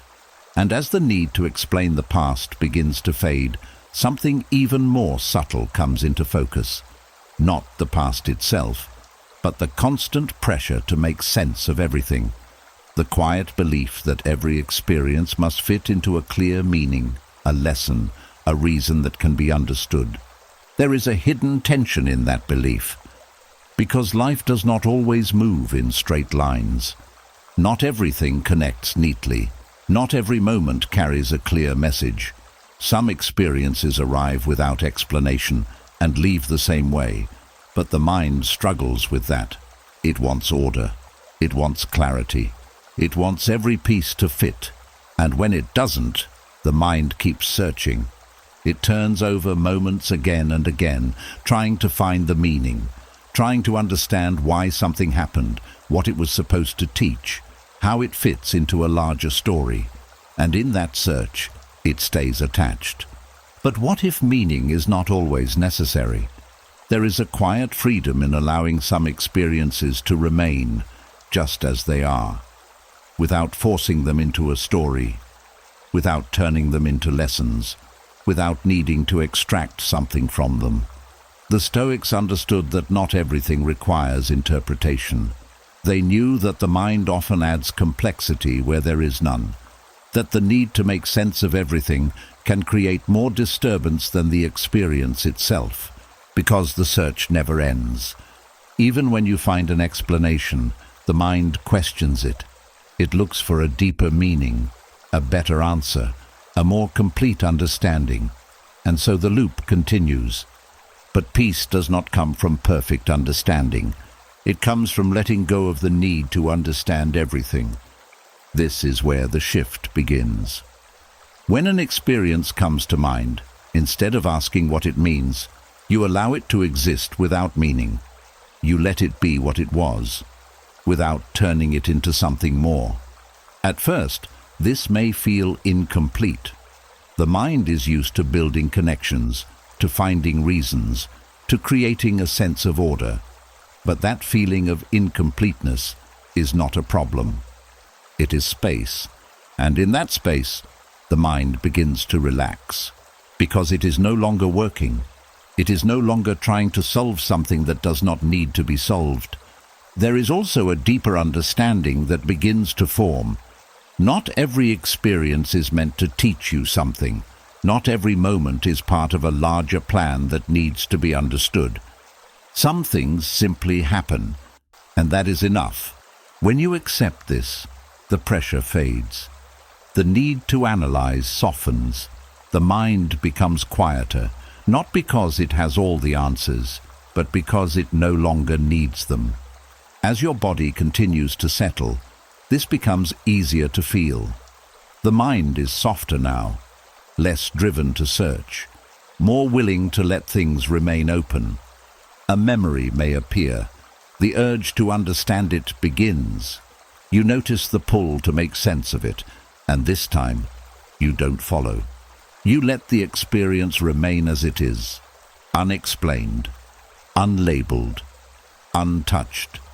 And slowly, the weight begins to lift. Because the weight was never in the experience itself, it was in the effort to understand it. This is where a deeper kind of peace begins to take hold. Not the peace that comes from answers, but the peace that comes from release. You are no longer trying to organize every part of your life into a clear narrative. You are allowing life to be as it is. The Stoics believed that wisdom is not found in knowing everything, but in recognizing what does not need to be known. And much of what the mind tries to understand falls into that space. It is not required. You do not need to explain every experience. You do not need to assign meaning to every moment. You do not need to make sense of everything that has happened. You can simply let it be. And in that letting go, something quiet begins to emerge. A sense of ease, a sense of openness, a sense of freedom from the constant need to figure things out. Let the experiences remain as they are. Let the meanings fall away. Let the mind rest without searching. And feel the stillness that comes when nothing needs to be understood. Because a mind that no longer chases meaning finally finds peace in what is. And as the need to make sense of everything begins to loosen, a deeper truth quietly settles in. Not everything will be explained. Not everything will become clear, and not everything is meant to be answered. There is a certain discomfort in that realization at first. The mind is used to searching. It wants closure. It wants certainty. It wants to tie every loose end so it can finally feel at rest. But some questions remain open. Some experiences never fully reveal their meaning. Some moments stay unfinished in a way the mind cannot resolve. And the more you resist that, the heavier it feels. Because the tension does not come from the lack of answers. It comes from the refusal to accept that some answers will never come. There is a quiet kind of peace in letting that resistance fall away. The Stoics understood that uncertainty is not something to eliminate, it is something to live with. They saw that life does not offer perfect clarity, and that chasing it often leads to more disturbance than calm.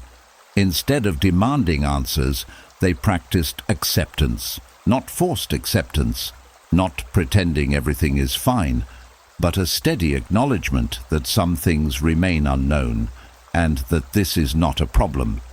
This is where deep calm begins, when you stop asking questions that have no answers, when you stop returning to the same place, hoping for a different conclusion, when you allow the unknown to exist without needing to fill it. At first, the mind may resist this. It may try to reopen the question. It may search again, replay again, analyze again. But each time you notice that impulse and choose not to follow it, something shifts. The need softens. The urgency fades. The question loses its hold. There is also a deeper understanding that begins to form. Not knowing is not a weakness. It is a natural part of being human. And trying to remove all uncertainty is what creates the pressure. When you accept that some things will remain unanswered, the mind no longer feels responsible for solving everything. And that release brings relief. As your body continues to relax, this becomes easier to feel. The mind is quieter now, less driven to search, more willing to rest without needing to understand. A question may appear. Why did that happen? Why did it end that way? What did it mean? You notice it. You feel the pull to follow it, and this time you let it remain, unanswered, not pushed away, not solved. Just left as it is, and slowly something changes.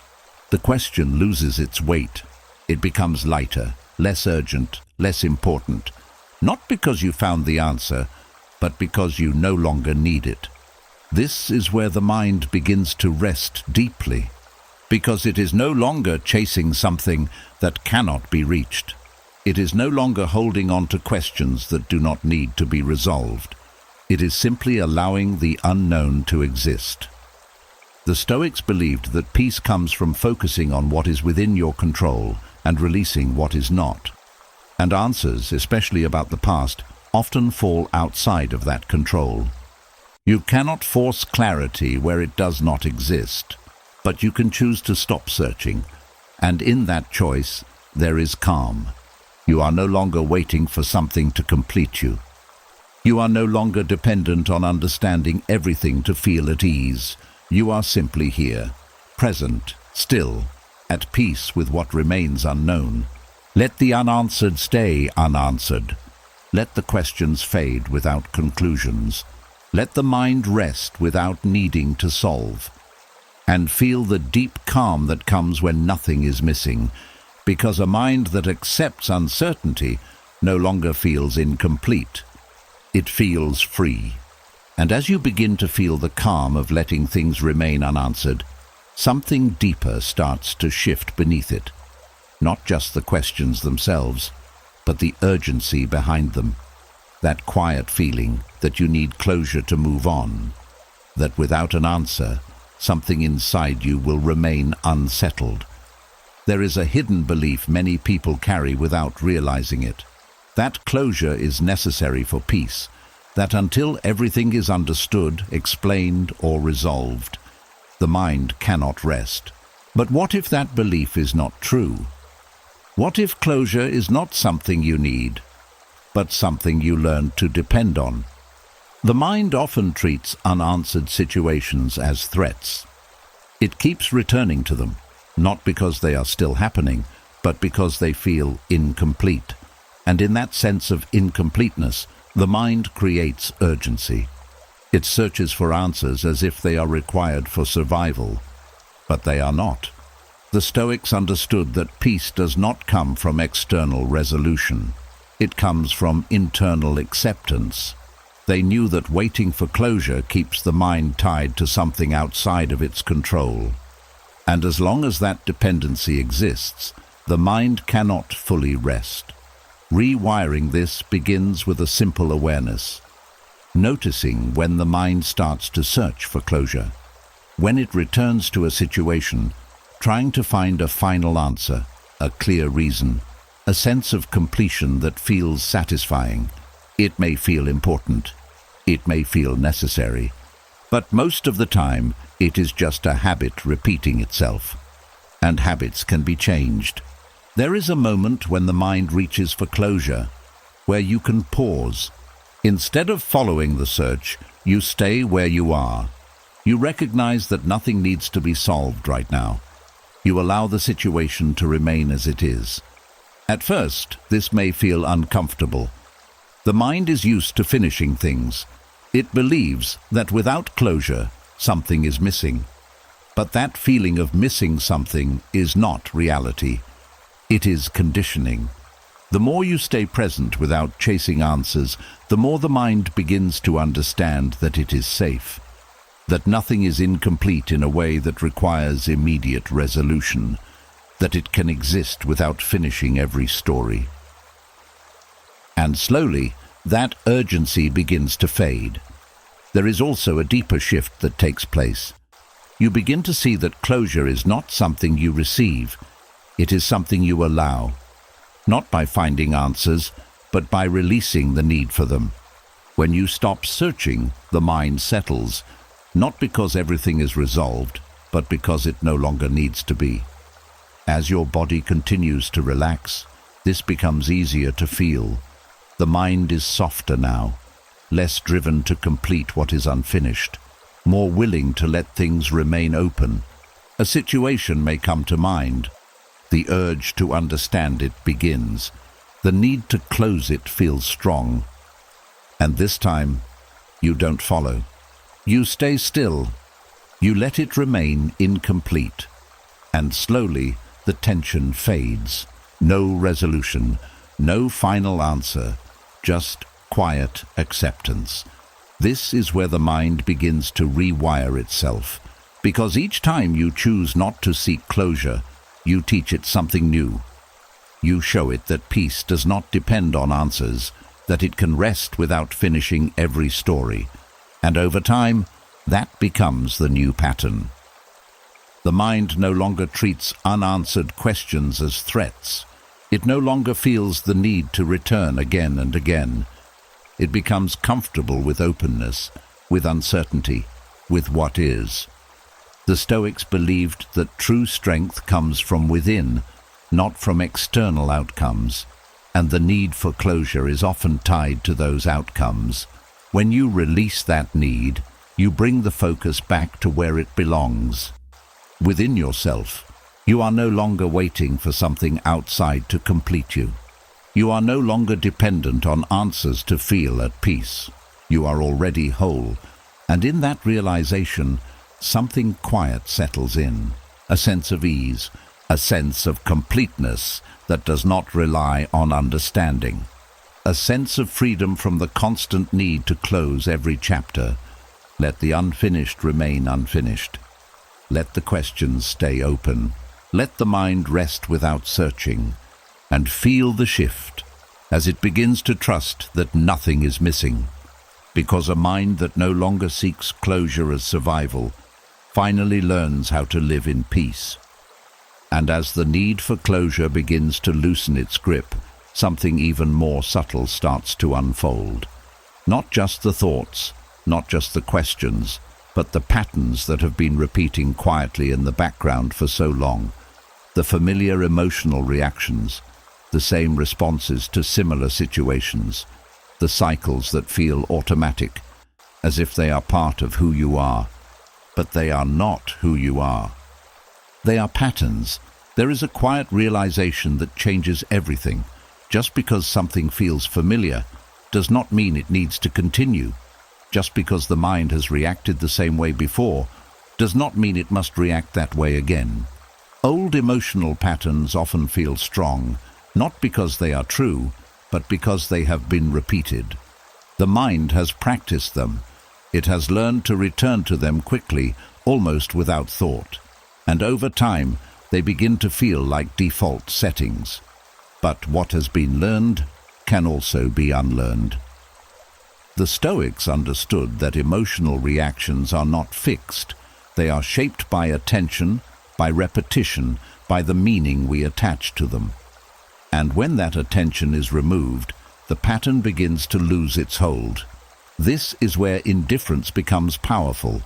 Not indifference in the sense of not caring about life, but indifference toward the patterns that no longer serve you. A quiet decision not to engage with them, not to reinforce them, not to give them the same energy they have been receiving. At first, this feels unfamiliar. The pattern appears, and the mind expects you to follow it. It expects the same reaction, the same emotion, the same internal response. But this time, something is different. You notice it. You recognize the pattern. And instead of stepping into it, you remain still. You do not resist it. You do not fight it. You simply do not engage. This is where the shift begins. Because patterns rely on participation. Without your involvement, they cannot continue in the same way. They begin to weaken. They lose their intensity. Their pull becomes softer, less automatic, less convincing. There is also a deeper understanding that begins to settle in. You do not need to react to every familiar feeling. You do not need to repeat every emotional response just because it has happened before. You are not bound to your patterns. You are not required to continue them. You can observe them without becoming them. As your body continues to relax, this becomes easier to practice.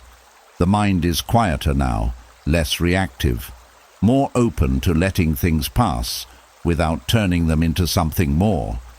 A familiar emotion may arise. You notice it. You recognize the pattern behind it. And this time, you don't follow. No reaction, no continuation, no reinforcement, just quiet awareness. And slowly the pattern begins to fade. Not all at once, but gradually. like something losing its strength with each moment it is not used. Each time you choose not to engage, you weaken it further. This is how real change happens. Not through force, not through control, but through consistent non-participation. The Stoics believed that true freedom comes from not being controlled by what is familiar, and old emotional patterns are often the strongest form of that control.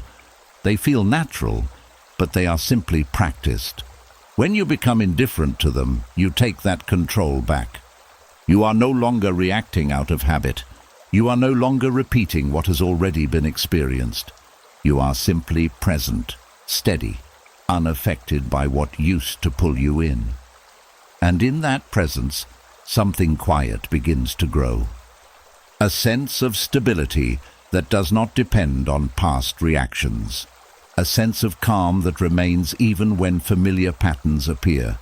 A sense of freedom from the cycles that once felt unavoidable. Let the patterns come if they need to. Let the emotions rise. But do not engage. Do not follow. Do not continue what no longer belongs to you. And as they fade, feel the space that is left behind. Clear, light, unburdened. A mind that is no longer attached to old patterns is a mind that is finally free to rest in something new, something calm, something steady, something untouched by the past. And as those old emotional patterns begin to lose their grip, something even more profound begins to unfold. Not just how you react to thoughts, but how you relate to them, because for so long, every thought that appeared felt like it belonged to you, like it was a reflection of who you are. But what if it isn't? There is a quiet shift that happens when you stop seeing every thought as yours. Not in the sense of denying it, but in the sense of no longer identifying with it. Because the truth is, thoughts arise on their own. They appear, they move, they disappear, and most of them are not chosen. Yet the mind takes ownership of them immediately. A thought appears, and it becomes my thought. A feeling arises, and it becomes how I feel. And in that ownership, the thought gains weight. It becomes personal. It becomes something that defines you, something that must be followed, explained, or controlled. But what happens when that ownership is removed? The Stoics practiced observing the mind without attaching identity to what passed through it. They understood that thoughts are not commands, they are not facts, they are not definitions of who you are. They are simply events happening within the mind. And once you see them that way, everything changes. A thought appears. Instead of saying, "This is me," you simply notice, "This is a thought." That small shift creates distance. And in that distance, the thought loses its power. It no longer feels like something you must act on. It no longer feels like something that defines you.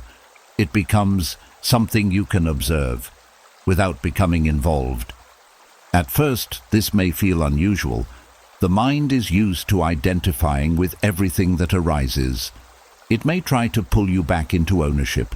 It may say, "But this is important," or "This is who you are." But those are just more thoughts, and they can be observed in the same way. This is where the practice deepens. You are not trying to stop thoughts. You are not trying to change them. You are simply watching them as they are, without adding meaning, without attaching identity, without claiming them as yours. There is a quiet calm that comes from this, because once you stop owning every thought, you stop being affected by every thought. They pass through, without leaving a mark. There is also a deeper understanding that begins to settle in. You are not the content of your mind. You are the awareness behind it, the one who notices, not the thing being noticed. And when you rest in that awareness, the mind becomes lighter, less personal, less heavy, more fluid. As your body continues to relax, this becomes easier to feel. The mind is quieter now, slower, more open to observing without reacting. A thought appears. You notice it. You do not claim it. You do not follow it. You simply watch. And then it passes. No attachment, no ownership, no need to hold on to it. This is where true mental freedom begins. Because you are no longer tied to every thought that arises. You are no longer defined by what passes through your mind. You are simply present, watching. The Stoics believed that peace comes from understanding what is within your control and what is not. Thoughts often fall into the category of what is not, but your response to them, your level of attachment, that is within your control. And when you release that attachment, the mind becomes still. Not because thoughts have stopped, but because they no longer disturb you. They come and they go, and you remain unchanged, unaffected, at peace. Let the thoughts rise, let them move, let them fade. But do not take ownership of them. Do not make them part of who you are. Just watch. And in that quiet observation, feel the distance grow. Feel the calm deepen. Feel the mind settle into something steady and clear. Because a mind that observes without ownership is a mind that is finally free. And as you begin to watch thoughts without taking ownership of them, another pattern quietly reveals itself. Not just thoughts, but conversations, old ones, finished ones, moments that should have ended, but somehow continue inside the mind. There is a strange pull toward these conversations. Words that were said, words that were not said, the way something sounded, the way it could have sounded better. And before you notice it, the mind is replaying everything again, adjusting, correcting, defending, explaining, as if going back will change something. But it never does. These conversations feel alive because the mind keeps returning to them. It keeps reopening them, adding new layers, new responses, new emotions, and in doing so, it keeps the experience active, long after it has ended. This is where the exhaustion builds, not from what was said, but from how often it is revisited. The Stoics understood that once a moment has passed, it no longer belongs to the present, and returning to it again and again only pulls you away from where you are now. They believed that the past has no power unless the mind continues to give it attention. And these conversations survive on attention. They appear quietly. A single sentence, a tone of voice, a memory of how something felt. And immediately the mind begins to rebuild the moment. But what happens if you don't follow it? What happens if you let the memory appear without stepping into the conversation? This is where the shift begins. Instead of continuing the replay, you pause. You notice what is happening. You see the pattern clearly. The urge to go back, to fix, to respond, to complete something that is already finished. And in that moment, you choose not to engage. You do not add new words. You do not correct the past. You do not continue the dialogue. You simply let it be. At first, this may feel incomplete.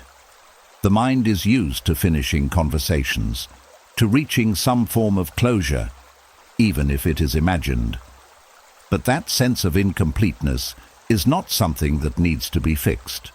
It is something that can be allowed, because the conversation is already over. It does not need to be continued inside your mind. There is also a deeper understanding that begins to settle in. You do not need to win every past conversation. You do not need to say the perfect thing after the moment has passed. You do not need to correct how you were seen or understood. What happened, happened. And returning to it does not change it. As your body continues to relax, this becomes easier to practice. The mind is quieter now, less driven to replay, more willing to let things pass without reopening them. A memory of a conversation appears. You notice it. The urge to continue it begins. And this time, you don't follow.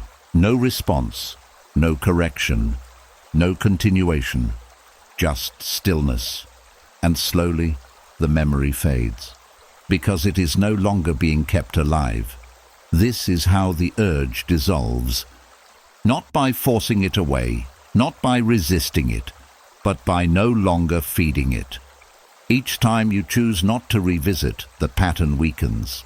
Each time you remain present instead of going back, the mind learns something new, that it does not need to return, that it can let things end. There is a quiet relief in this, a sense that you are no longer tied to what has already passed, no longer carrying conversations that belong to another time, no longer replaying moments that cannot be changed. The Stoics believed that peace comes from living in the present, not from correcting the past. And when you stop revisiting old conversations, you return to that place. Here, now, where nothing needs to be said, nothing needs to be corrected, nothing needs to be replayed. Let the conversations stay where they ended. Let the words remain in the past. Let the silence replace the replay. And feel the mind settle, as it no longer carries what is already over. Because a mind that does not return to old conversations finally learns how to rest in quiet. And as the mind begins to let old conversations remain where they ended, another layer quietly comes into view. Not the memories themselves, but the arguments that were never real to begin with. The ones that happen entirely in silence. The ones where you are speaking, but no one is there. There is a strange habit the mind develops over time. It creates conflicts that are not happening. It imagines disagreements, builds tension, prepares responses to words that have not been said. And in that space, the body reacts as if it is real. The heart tightens, the breath shifts, the mind sharpens, all for something that exists only inside. These imaginary arguments feel convincing because they follow familiar patterns. The mind takes past experiences and projects them forward. It prepares for what might happen, what could be said, what needs to be defended. And without noticing it, you are pulled into a situation that is not actually taking place. This is where unnecessary stress begins, not from the present moment, but from imagined ones. The Stoics were deeply aware of this. They understood that the mind can create disturbances without any external cause, that suffering often comes not from reality, but from what the mind builds around it. And they practiced returning to what is actually happening, instead of what might happen. Because most of these arguments never occur. They are rehearsals, and rehearsals, when repeated enough, begin to feel real. But what happens when you stop participating? When the mind begins to build an argument, there is a moment where you can see it forming. A thought appears, a response follows, a situation begins to take shape, and before it fully develops, you notice it. That noticing is everything. Instead of continuing the argument, you pause.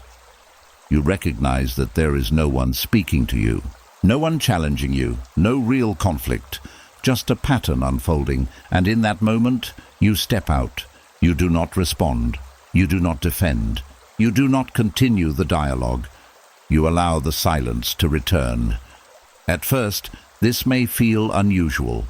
The mind is used to completing these arguments.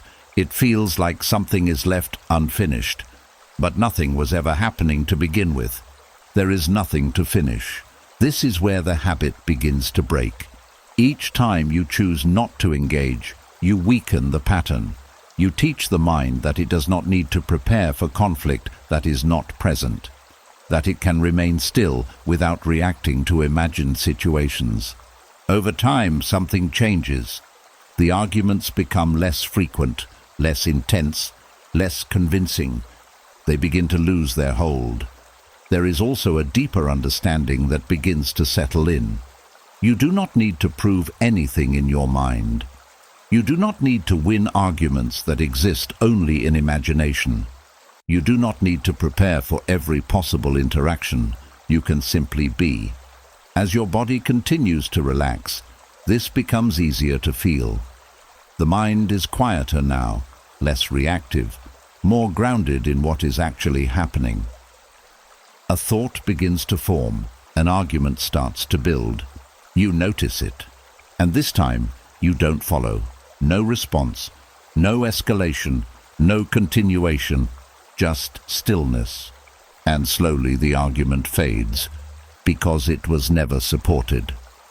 This is where the mind begins to rest more deeply, because it is no longer creating tension from nothing. It is no longer preparing for battles that do not exist. It is no longer carrying the weight of imagined conflict. The Stoics believed that peace comes from aligning the mind with reality, not with imagination. And when you stop engaging in these silent arguments, you return to that alignment. You remain here, present, untouched by what is not real. Let the thoughts begin if they need to, but do not turn them into conflict.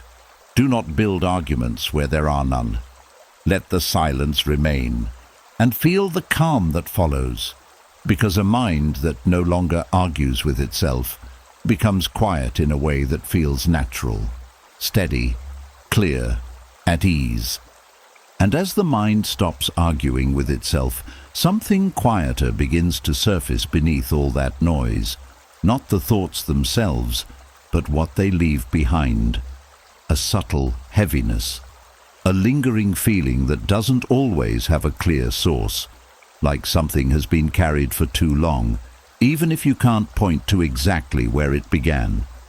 This is what repetitive thinking does. It doesn't just create thoughts, it leaves residue. Every time the mind returns to the same loop, the same worry, the same memory, it reinforces a feeling. And that feeling doesn't disappear when the thought ends. It stays. It settles into the body, into the breath, into the background of your awareness. And over time, it builds. Not loudly, not all at once, but slowly, quietly, until it feels like part of you. But it isn't. It is something that has been repeated, and what has been repeated can be released.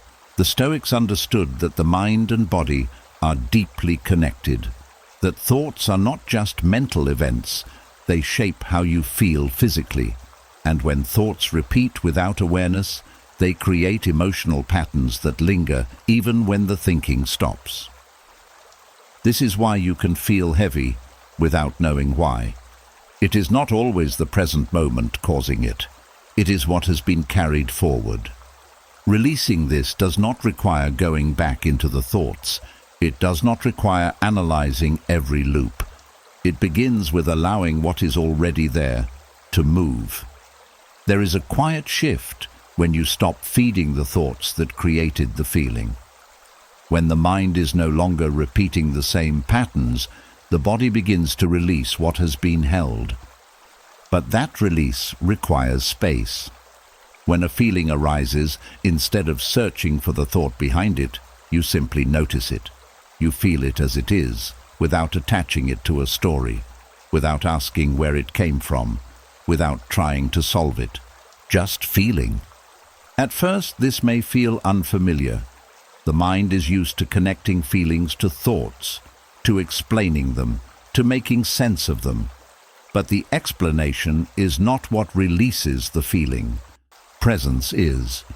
When you allow the feeling to exist without interference, it begins to move, slowly, gently, like something that was held in place and is now being allowed to flow again. There is no need to rush it, no need to control it, no need to understand it, just let it be. And in that allowing, something begins to soften. The tension loosens. The weight lightens. The residue begins to fade. There is also a deeper understanding that begins to settle in. Not every feeling needs a reason. Not every emotional state needs to be traced back to a thought. Some feelings are simply the result of what has been repeated. And when the repetition stops, the feeling changes. As your body continues to relax, this becomes easier to experience. The mind is quieter now, less active, less caught in loops. And in this quiet, the body has space to release what it has been holding. A feeling may rise. You notice it. You do not search for its cause. You do not return to the thoughts. You simply allow it. And slowly, it begins to pass.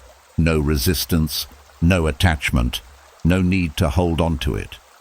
This is where the deeper layer of healing begins. Not at the level of thoughts, but at the level of what they leave behind. The Stoics believed that much of our disturbance comes from what we continue to carry, not just what we experience. And when you stop carrying what is no longer needed, the mind and body begin to align again. You feel lighter, more open, less burdened by something you could not always name. Let the old patterns fade. Let the feelings move without holding them in place. Let the residue dissolve without returning to what created it, and rest in the space that is left behind.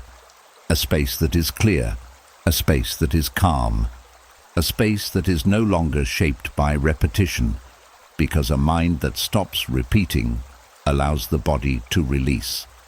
And in that release, there is quiet, steady peace. And as that emotional residue begins to dissolve, something even more subtle comes into view.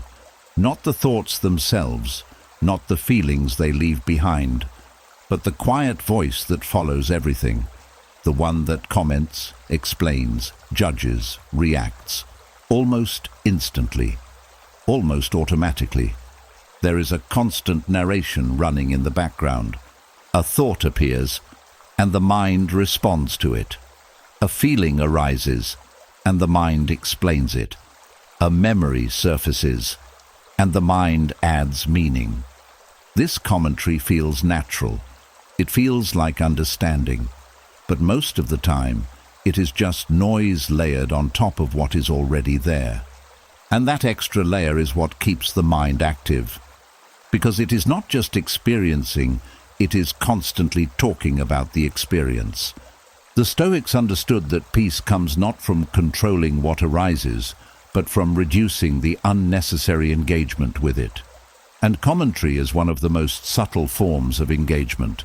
It keeps the mind involved, even when there is nothing that needs to be done. There is a quiet discipline in letting things pass without adding anything to them. At first, this may feel unfamiliar. The mind is used to reacting. It wants to label, to interpret, to respond.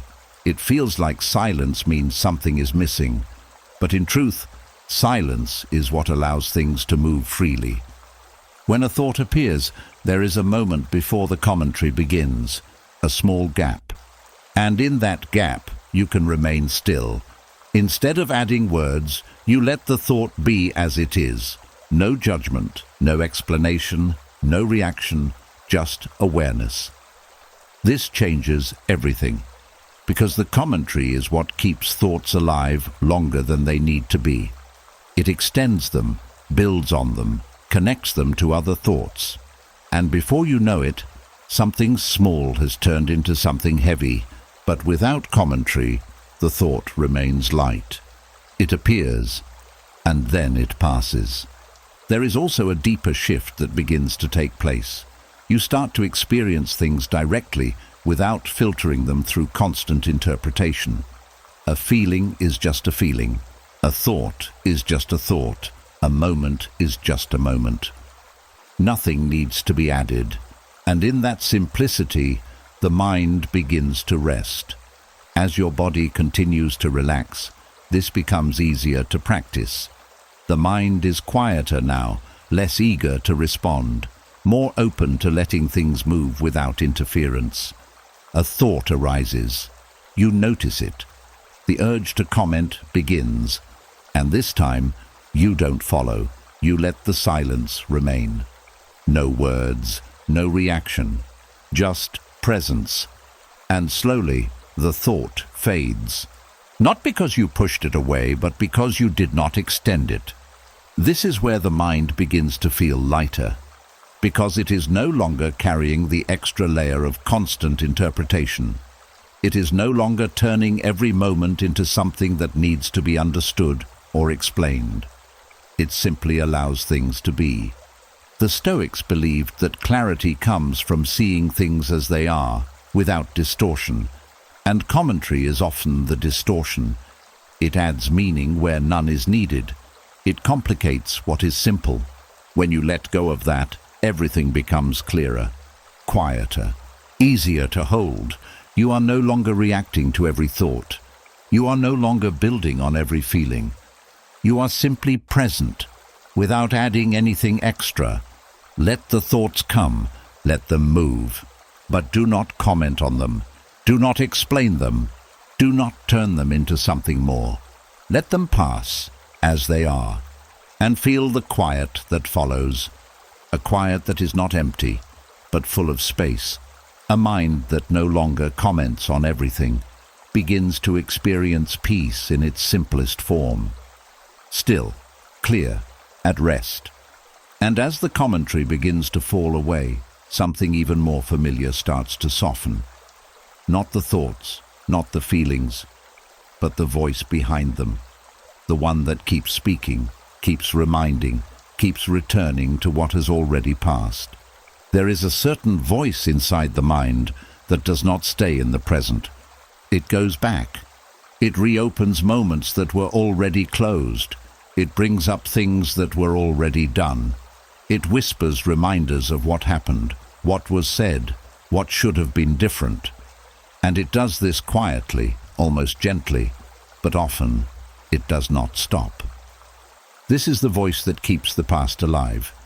Not because the past is still happening, but because it is being revisited. And the more it speaks, the more real it feels.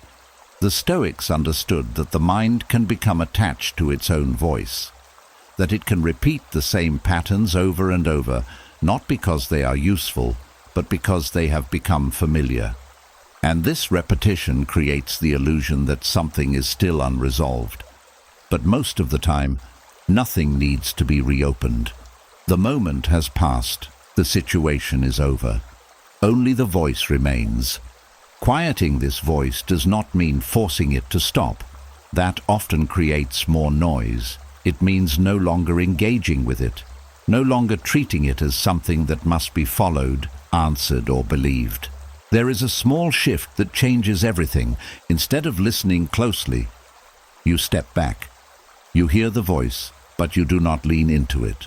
You recognize what it is doing without joining it. And in that space, its volume begins to lower. At first, it may continue. It may repeat the same things. It may try to pull your attention back to the past, but without your engagement, it cannot maintain the same strength. It begins to fade. Not suddenly, but gradually. Like a sound losing its clarity when it is no longer echoed. There is also a deeper understanding that begins to settle in. The voice is not always telling the truth. It is not always guiding you towards something useful. Sometimes it is simply repeating what it has learned, and what has been learned can be unlearned. You do not need to follow every reminder. You do not need to revisit every moment. You do not need to listen to everything the mind says. You can let it speak without responding. As your body continues to relax, this becomes easier to experience. The mind is quieter now, slower, less reactive, and in this state, the voice feels softer. A thought from the past appears. The voice begins to form around it. You notice it, and this time, you don't follow. You don't respond. You don't reopen the moment. You simply remain still. And slowly, the voice fades. Not because you silenced it, but because you stopped feeding it. This is where the mind begins to rest more deeply, because it is no longer being pulled back again and again. It is no longer reopening what is already over. It is simply allowing the past to remain where it belongs. The Stoics believed that peace comes from aligning with the present, not from returning to what cannot be changed. And when the inner voice quiets, that alignment becomes natural. You remain here, not there, not in what happened, not in what was said, but in what is. Let the voice speak if it needs to, but do not follow it. Do not give it more attention than it deserves. Let it fade into the background, and feel the quiet that replaces it. A quiet that is not forced, but natural. A mind that no longer reopens the past, finally learns how to stay at rest, still, present, free. And as that inner voice begins to soften and lose its grip, something unfamiliar starts to take its place. Not another thought, not another explanation, but something quieter, something the mind is not used to holding for long. Silence. Not the silence outside you, but the one inside. For a long time the mind has been filled with movement, thoughts rising, commentary forming, memories returning, patterns repeating. It became normal. The noise felt like activity, like something necessary, like the mind had to stay busy in order to stay in control. But control was never found in noise. It was hidden in silence. There is a subtle discomfort when silence first appears. The mind is not used to it. It may try to fill the space quickly. It may bring in new thoughts, new questions, new distractions, anything to avoid that quiet stillness. Because silence feels unfamiliar, and the mind often resists what it does not recognize. But if you stay with it, without trying to replace it, something begins to change. The silence deepens. It stops feeling empty and begins to feel peaceful. The Stoics understood that a quiet mind is not a passive mind. It is a clear one, a mind that is no longer cluttered with unnecessary movement, a mind that is not reacting to everything that passes through it. They practiced stepping back, allowing the noise to settle, and letting silence reveal what was always there beneath it. Clarity, calm, stillness. The art is not in creating silence, it is in allowing it. When a thought appears, you do not chase it. When the urge to think arises, you do not follow it. You simply remain still and let the silence stay. At first, it may only last a moment. A brief pause between thoughts, but that moment is enough, because within that pause, there is no tension, no weight, no need to do anything, and the more you allow those moments, the more they begin to grow. The space between thoughts becomes wider. The mind becomes less crowded. The noise begins to fade on its own. There is also a deeper understanding that begins to settle in. You do not need constant thinking to function. You do not need constant analysis to be aware. In fact, awareness becomes clearer when there is less noise around it. You begin to experience things more directly, without commentary, without interpretation, just presence. As your body continues to relax, this becomes easier to feel. The mind is slower now, softer, more open to stillness. And in this state, silence does not feel like something to avoid. It feels like something to rest in. A thought may begin to form. You notice it. You do not follow it. And instead, silence remains. No effort, no force, just quiet. And in that quiet, something begins to settle. The breath slows. The body softens. The mind becomes still. This is where true rest begins. Not when the body sleeps, but when the mind stops filling every space with noise. The Stoics believed that peace is not something you create, but something you uncover when the unnecessary falls away. And mental noise is often the unnecessary. When it fades, what remains is simple, calm, clear, unburdened. You are not required to think all the time. You are not required to fill every moment.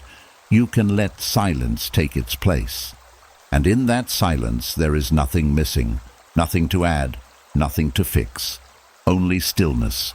Let the noise fade. Let the silence remain. And rest in the quiet space that has always been there, waiting beneath the movement of the mind.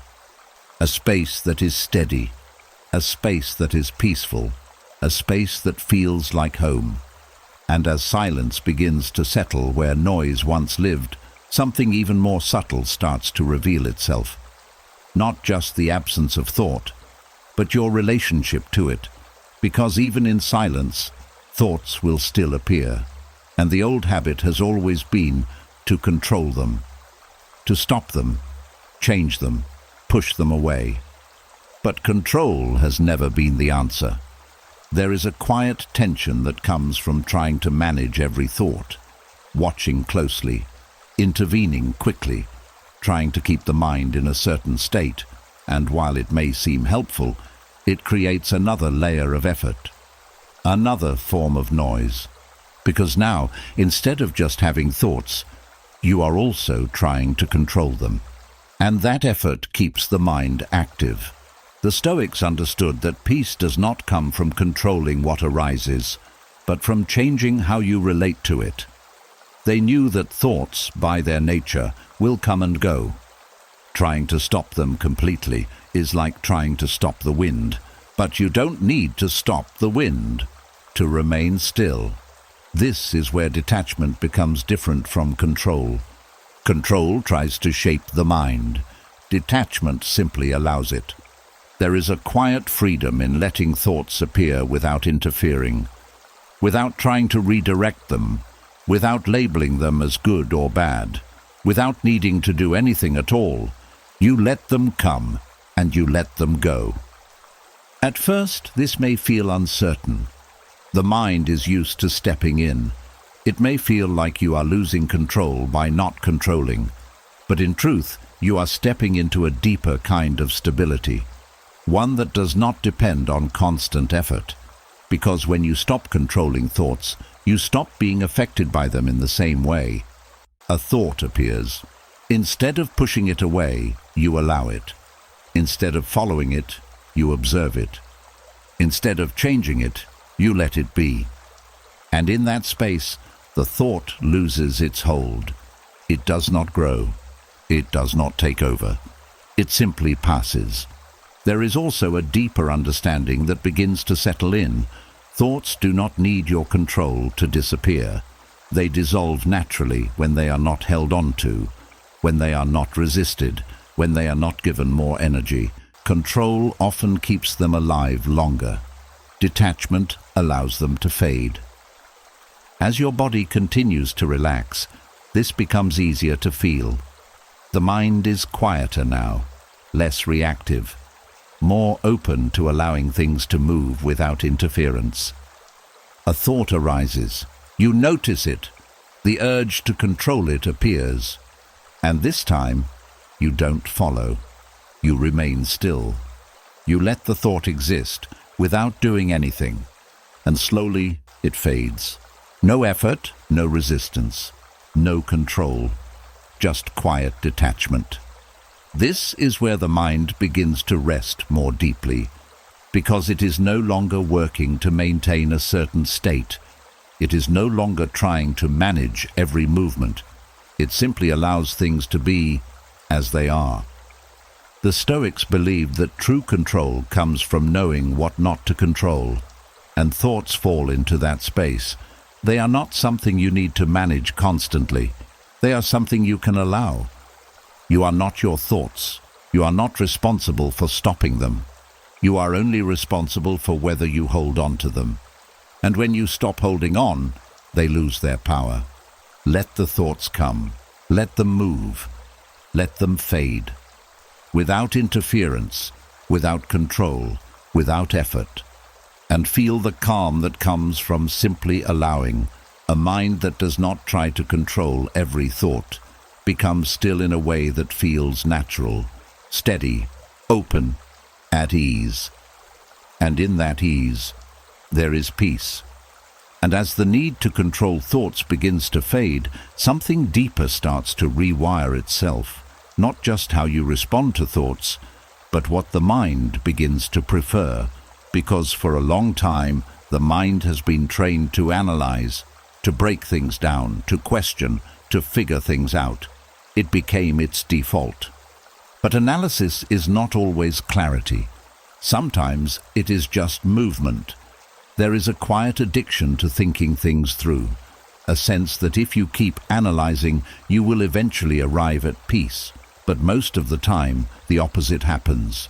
The more you analyze, the more paths open, the more questions arise, the more the mind stays active, and stillness feels distant. The Stoics understood that clarity does not come from endless thinking. It comes from knowing when to stop, from recognizing that the mind does not need to examine everything in order to be at ease. But the mind has been conditioned differently. It leans toward analysis because that is what it knows. It feels productive. It feels like progress, even when it leads nowhere. And over time, it becomes a habit, a constant turning of thoughts, even when nothing needs to be solved. Reprogramming. This begins with a shift in what feels natural. Instead of turning toward analysis automatically, you begin to lean toward stillness. At first, this feels unfamiliar. The mind may resist it. It may say, "You need to think this through." It may pull you back into old patterns, into the habit of breaking things down. But that pull is not necessity. It is conditioning, and conditioning can change. There is a moment when a thought appears, where the mind wants to engage, it wants to explore, to analyze, to continue, and in that moment, you can choose something different. You can choose not to follow. You can choose stillness, not by forcing it, but by allowing the thought to pass without examining it, without turning it into something more, without asking questions that do not need answers. At first, the mind may feel like it is doing less, but in truth, it is doing what it was always meant to do. Rest. There is also a deeper understanding that begins to settle in. Not every thought requires attention. Not every situation requires analysis. Many things resolve themselves when the mind is not interfering. Clarity often comes after stillness, not through constant thinking. As your body continues to relax, this becomes easier to feel.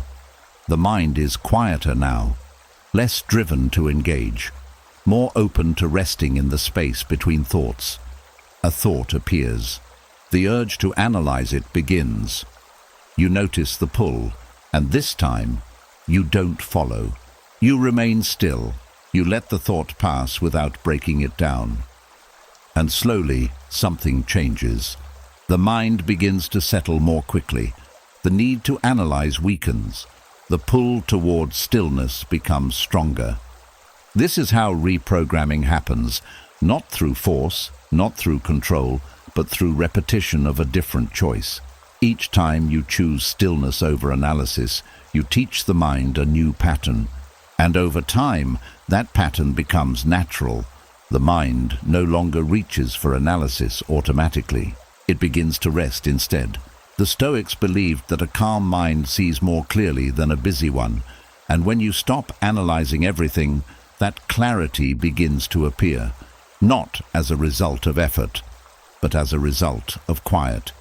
You are no longer searching for answers in constant thought. You are allowing understanding to arise from stillness. And in that stillness, there is ease, there is space, there is peace. Let the mind slow down. Let the need to analyze soften. Let stillness become familiar.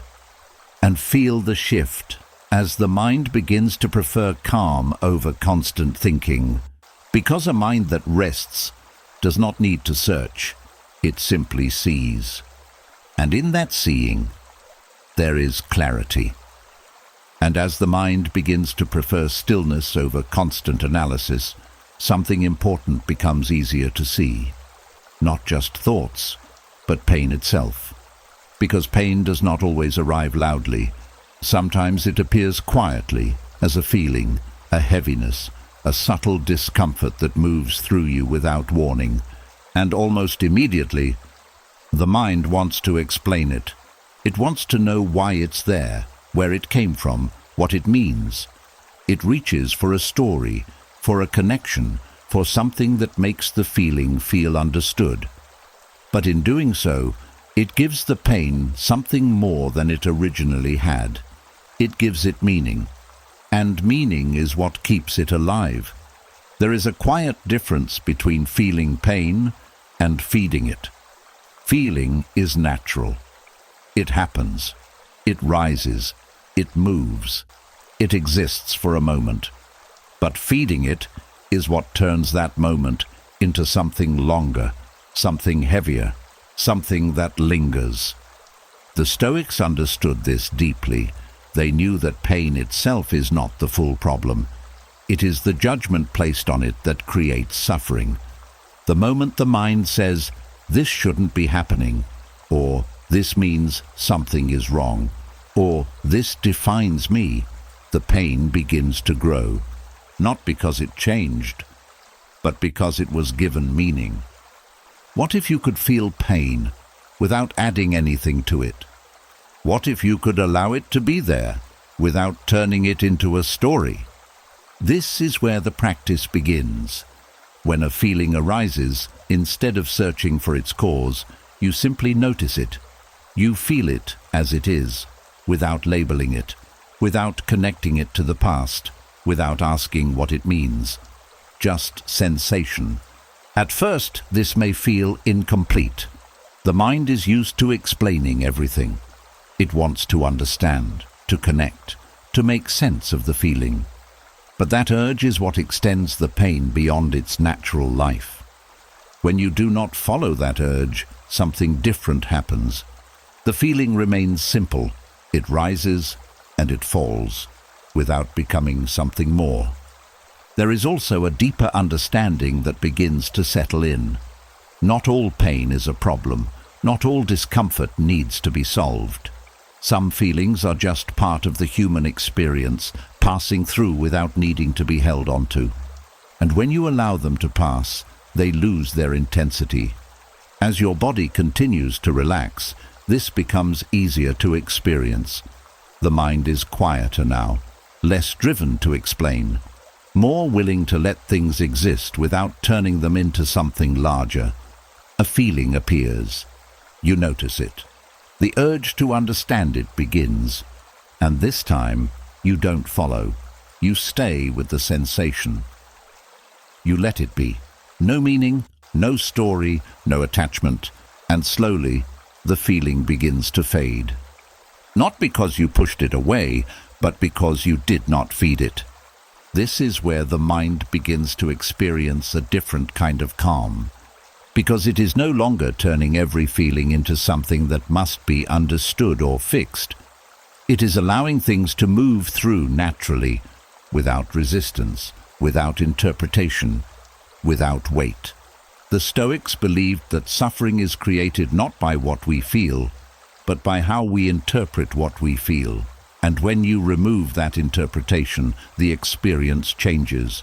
Pain becomes lighter, shorter, less defining. You are no longer caught in it. You are simply aware of it. And in that awareness, there is space. Space to breathe. Space to remain steady. Space to let the feeling pass without becoming part of you. Let the pain come if it needs to. Let it move. Let it exist. But do not give it meaning. Do not turn it into something more. And feel the shift as the mind stops feeding what no longer needs to grow. Because a mind that observes pain without meaning allows it to pass without leaving a trace. And in that passing, there is peace. And as you begin to observe pain without feeding it meaning, something even more subtle becomes clear.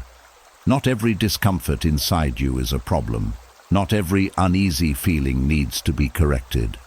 and not everything that feels off needs to be fixed. There is a quiet habit the mind carries. The moment something feels uncomfortable, it reacts. It tries to adjust it, understand it, remove it. It moves quickly, almost automatically, as if discomfort is something dangerous. But most of the time, it isn't. It is just a passing state, a shift in emotion, a sensation moving through the body. And yet the mind treats it like something urgent, something that must be handled. This is where the tension begins, because trying to fix every internal discomfort keeps the mind constantly active. It creates a loop where you are always searching for a better state, always trying to adjust how you feel, always working against what is already happening.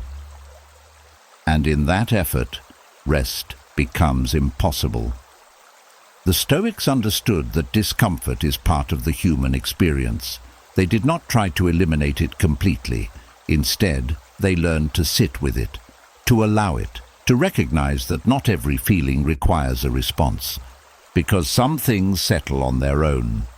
There is a quiet strength in allowing discomfort to exist without interference. When a feeling arises, instead of moving to fix it, you simply notice it. You feel it as it is, without trying to change it, without turning it into something that needs to be solved. At first, this may feel unfamiliar. The mind is used to action. It wants to improve, to correct, to make things better. But that constant need to fix is what keeps the discomfort alive longer than it needs to be. Because attention strengthens what it focuses on. When you stop trying to fix the feeling, you stop feeding it. And in that space, something begins to shift. The discomfort softens. Not immediately, not dramatically, but naturally. Like something that no longer has resistance pushing against it. There is also a deeper understanding that begins to settle in. You do not need to feel perfect to be at peace. You do not need to remove every uncomfortable sensation to be okay. You can exist with what is there. And in that acceptance, the pressure fades. As your body continues to relax, this becomes easier to experience. The mind is quieter now, less reactive, more willing to let things be without trying to change them. A feeling appears. You notice it. The urge to fix it begins. And this time, you don't follow. You stay with the sensation. You allow it. No adjustment, no correction, no effort to make it go away. And slowly, it begins to fade, because it is no longer being held in place. This is where the mind begins to rest more deeply, because it is no longer working to maintain a perfect internal state. It is no longer chasing comfort constantly. It is simply allowing what is there to move. The Stoics believed that peace comes not from controlling how you feel, but from accepting that feelings come and go. And when you stop trying to fix every discomfort, that peace becomes easier to reach. You are no longer fighting your own experience. You are no longer resisting what is already happening. You are simply present, steady, unaffected by the need to constantly adjust. Let the discomfort come. Let it be. Let it pass without interference. And feel the shift, as the mind stops trying to fix what does not need fixing, because a mind that allows discomfort no longer feels disturbed by it. It simply remains. Calm, open, at ease. And as the urge to fix every internal discomfort begins to soften, something even more important starts to reveal itself. Not just how you respond to feelings, but how quickly you become them. Because for a long time, every emotion that appeared felt personal. It felt like it defined you in that moment. Sadness wasn't just something you felt. It became who you were. Anxiety wasn't just a passing state. It became your identity. And in that identification, the emotion gained power. There is a quiet habit in the mind that turns temporary feelings into permanent labels. a wave of emotion rises, and the mind says, "This is me." It attaches itself to the feeling, holds onto it, builds a sense of self around it. And suddenly, something that was meant to pass feels like it will stay. But emotions were never meant to stay. They move, they change, they rise and fall like waves. The Stoics understood this deeply. They knew that emotions are part of the human experience, but they are not the essence of who you are. They saw emotions as temporary impressions, not definitions, and they practiced stepping back from them instead of stepping into them. This is where the shift begins. When an emotion appears, instead of saying, "This is me," you notice it as something separate. You recognize it as a state that is passing through you, not something that belongs to you. That small change creates distance, and in that distance, the emotion loses its hold. At first, this may feel unfamiliar. The mind is used to identifying. It may say, "But this is how I feel," as if that feeling is something fixed. But feelings are not fixed. They are moving, changing, even as you observe them. When you stop identifying with them, you allow them to move freely. There is also a deeper understanding that begins to settle in. You can experience an emotion fully without becoming it. You can feel sadness without being sad as a person. You can feel anxiety without defining yourself as anxious. The emotion is present, but it does not define you. This changes the entire experience, because when you identify with an emotion, you hold on to it, you reinforce it, you give it a place to stay. But when you observe it without attachment, it remains light. It comes and it goes. As your body continues to relax, this becomes easier to feel. The mind is quieter now, less reactive, more open to observing without becoming involved. An emotion arises. You notice it. The urge to identify with it appears. And this time, you don't follow. You let the feeling be there. You observe it as it moves. No label, no identity, no attachment. And slowly, it begins to fade, because it was never meant to stay. This is where the mind begins to feel free, because it is no longer shaped by every passing emotion. It is no longer defined by what it experiences moment to moment. It remains steady, even as feelings move through it. The Stoics believed that your true self is not found in what changes, but in what remains. And emotions, by their nature, are always changing. You are what remains. You are the awareness behind the feeling. You are the presence that notices, not the emotion itself. And when you rest in that awareness, the mind becomes calm.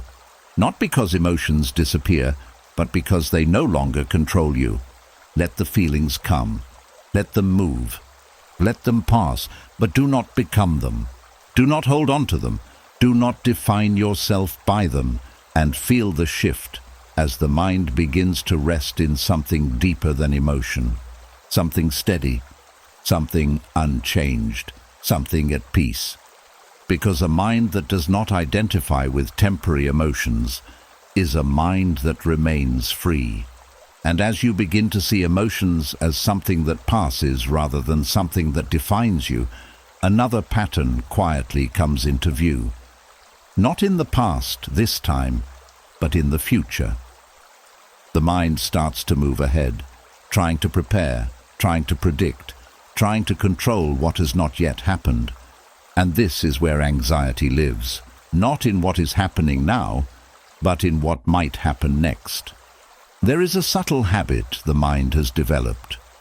It tries to stay ahead of life. It believes that if it can predict outcomes, it can avoid discomfort.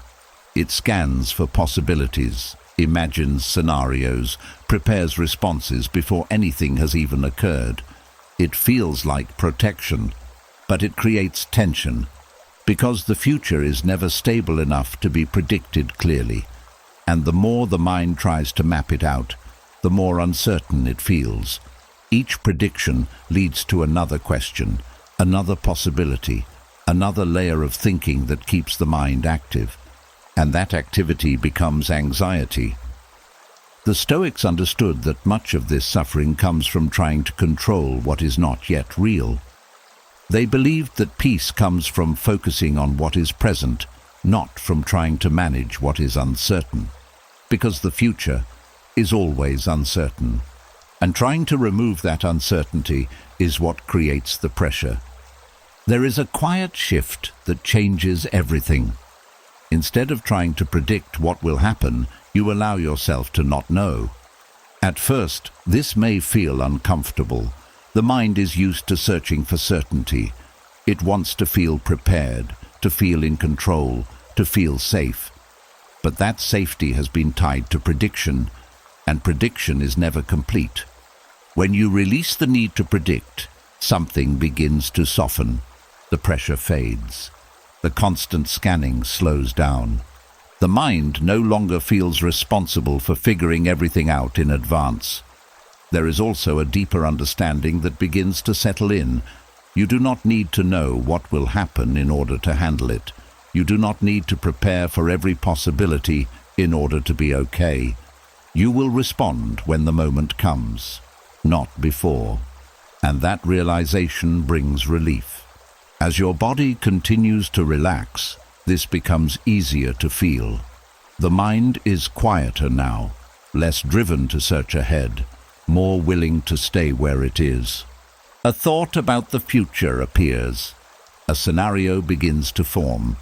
The urge to predict the outcome rises. And this time, you don't follow.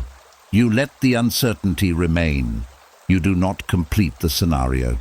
You do not try to control what has not happened. You stay present, and slowly the tension fades. Because anxiety cannot grow without prediction. It depends on it. And when the need to predict is removed, the structure of anxiety begins to collapse. This is not about ignoring the future. It is about trusting yourself within it. Trusting that you can handle what comes, when it comes, not before. The Stoics believed that your power lies in your response, not in your ability to control outcomes. And when you release the need to predict, you return to that power. You are no longer chasing certainty. You are no longer building scenarios. You are simply here, calm, present, unaffected by what has not yet happened. Let the future remain open. Let the unknown stay unknown. Let the mind rest without trying to see ahead, and feel the shift as the need to predict dissolves. Because a mind that no longer chases outcomes is free from the tension of what might be. And in that freedom, there is calm. And as the need to predict begins to loosen its grip, something even more important comes into view. Not just the future itself, but your relationship with not knowing. Because uncertainty has never been the real problem. It is the resistance to it that creates the tension. There is a quiet discomfort that arises when things are unclear, when outcomes are unknown, when the mind cannot find something solid to hold on to. And almost immediately, it tries to fix that. It searches for answers, for direction, for anything that can remove the feeling of not knowing. But that search is what keeps the mind unsettled. The Stoics understood that uncertainty is part of life, not something to eliminate, but something to live with. They saw that the mind becomes disturbed, not because things are uncertain, but because it refuses to accept that they are. And in that refusal, resistance is born. Training the mind to sit with uncertainty begins with a simple shift. Instead of trying to remove the unknown, you allow it to be there. You stop reaching for answers. You stop trying to close what is open. You simply remain with what is unclear, without pushing against it. At first, this feels uncomfortable.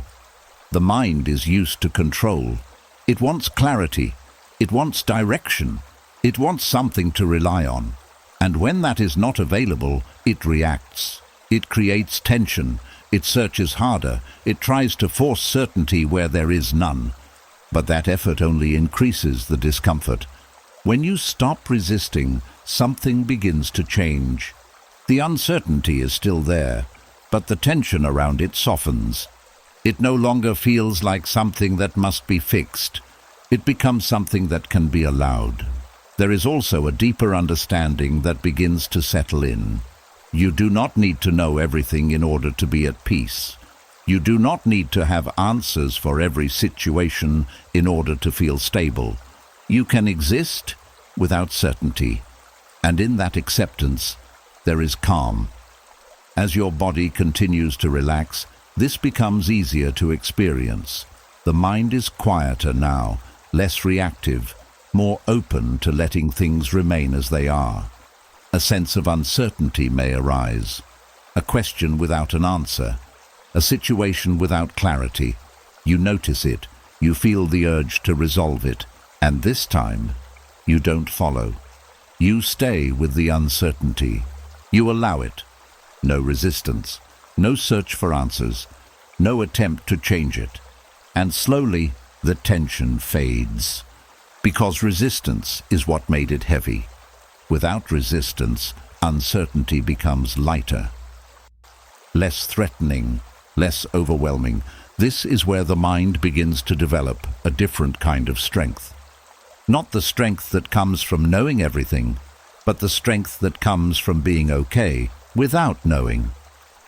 The Stoics believed that peace is not found in controlling life, but in accepting its nature. And uncertainty is part of that nature.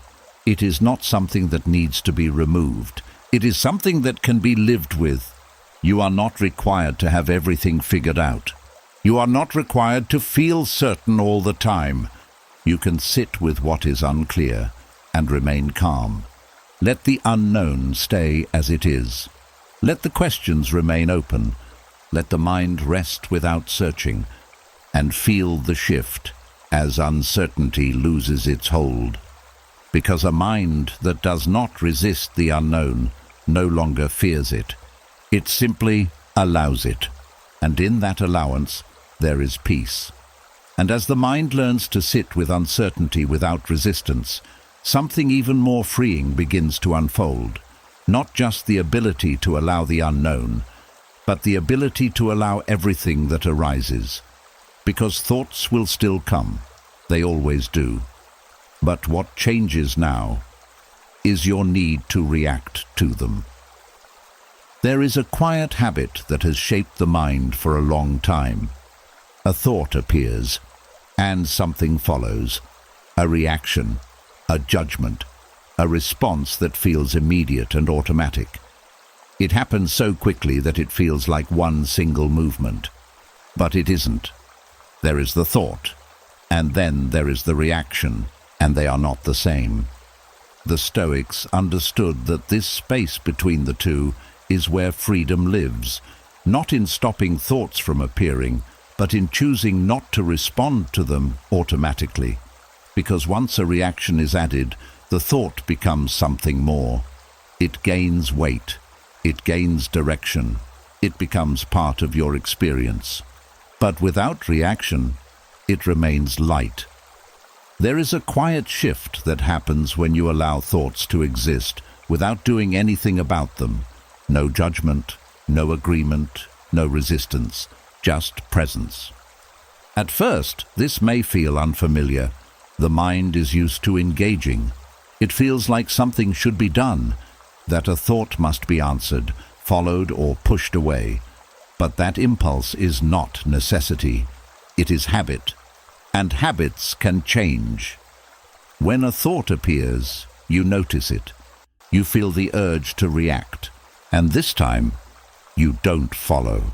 You let the thought remain exactly as it is. Untouched, unchanged, and something surprising begins to happen. The thought passes on its own. There is no effort required, no control needed, no struggle involved, just quiet allowance. This is where the mind begins to feel free, because it is no longer tied to every thought that arises. It is no longer pulled in different directions by constant reactions. It remains steady, even as thoughts move through it. There is also a deeper understanding that begins to settle in. Not every thought deserves a response. Not every idea needs to be followed. Many thoughts are simply passing events, not instructions. And when you stop reacting to them, they lose their influence. As your body continues to relax, this becomes easier to experience. The mind is quieter now, less reactive, more open to letting things pass without interference. A thought appears. You notice it. The urge to react begins, and this time, you remain still. No reaction, no judgment, no movement, and slowly the thought fades, because it was not held in place. This is the freedom the Stoics spoke about, not the absence of thoughts, but the absence of compulsion. You are no longer required to engage with everything that arises. You are no longer controlled by the movement of your mind. You are simply aware, without reaction. And in that awareness, there is calm. There is space. There is a sense of ease that does not depend on what appears or disappears. Let the thoughts come. Let them exist. But do not react. Do not follow. Do not add anything to them. And feel the shift as the mind begins to rest in stillness. Because a mind that does not react to every thought is no longer disturbed by them. It simply remains quiet, open, free, and as the mind becomes more comfortable allowing thoughts without reacting to them, something even deeper begins to surface. Not just how you respond to thoughts, but how you respond to discomfort itself. Because there is a quiet pressure that has always been there, a need to feel better quickly. The moment something feels off, the mind moves. It searches for relief. It looks for a way out. It tries to change the feeling as fast as possible. And this happens so naturally that it feels like the only option. But that urgency is what keeps the discomfort alive. There is a hidden tension in needing to feel better immediately. It turns every small discomfort into something that must be solved. It creates resistance. It sends the message that what you are feeling right now is not okay and must be replaced. But not every feeling needs to be replaced. Some just need to pass. The Stoics understood that discomfort is not something to fear. It is something to allow. They knew that the more you resist a feeling, the stronger it becomes.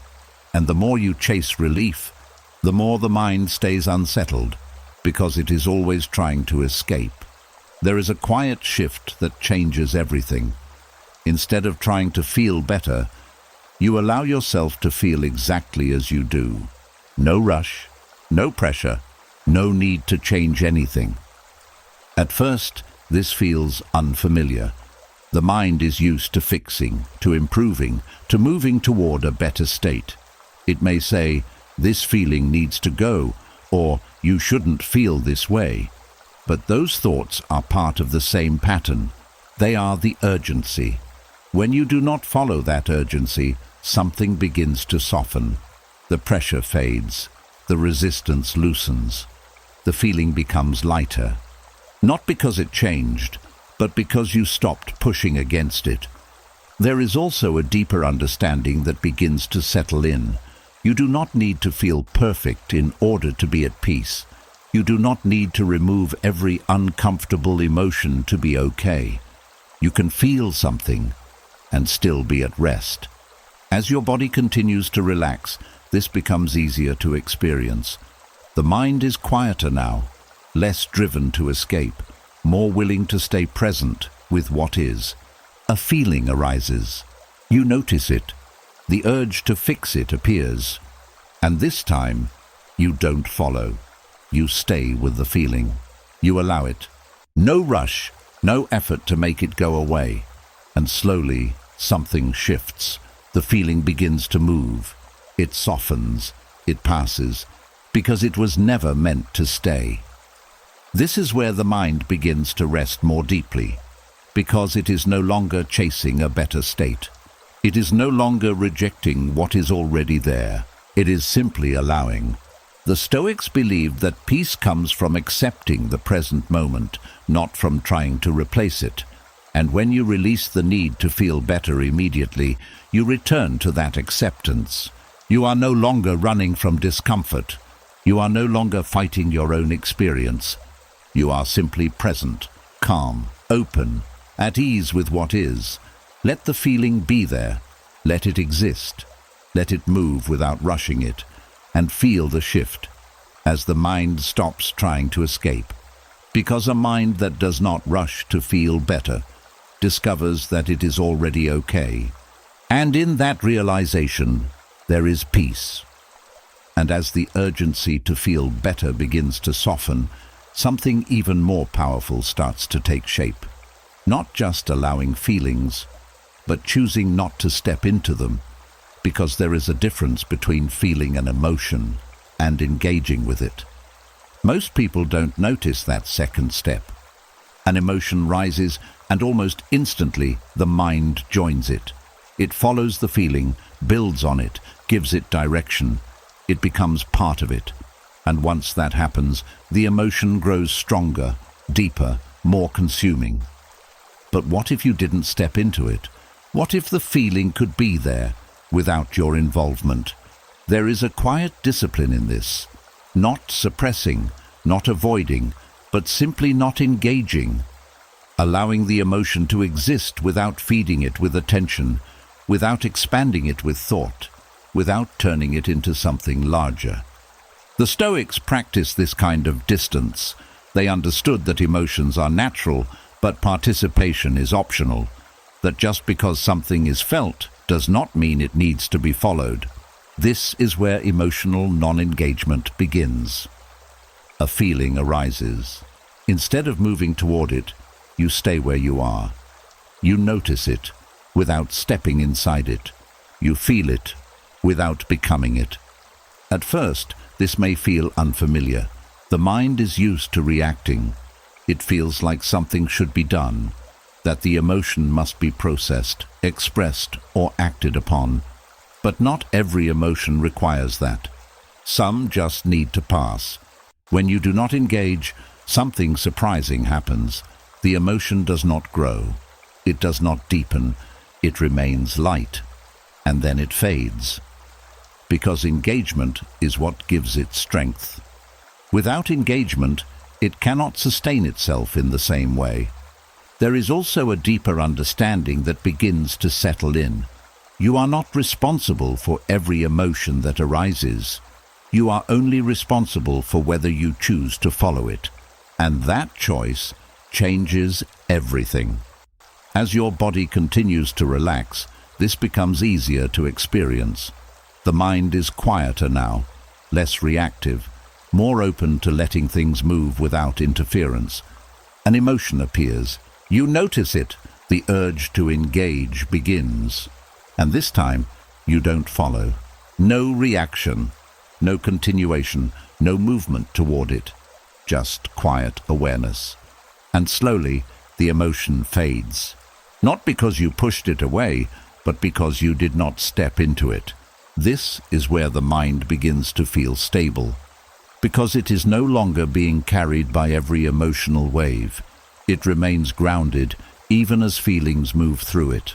The Stoics believed that strength comes from not being controlled by what you feel, and emotional non-engagement is how that strength becomes real. You are no longer reacting out of habit. You are no longer pulled by every feeling. You are simply present, steady, unaffected. Let the emotions come, let them rise, but do not engage. Do not follow. Do not give them more than they already have, and feel the shift as the mind begins to remain still, even in the presence of emotion. Because a mind that does not engage with every feeling is a mind that stays at peace, calm, grounded, free. And as you begin to step back from emotions without engaging them, something remarkable starts to happen. The chaos that once felt overwhelming begins to lose its center. Not because everything suddenly disappears, but because it is no longer in the foreground.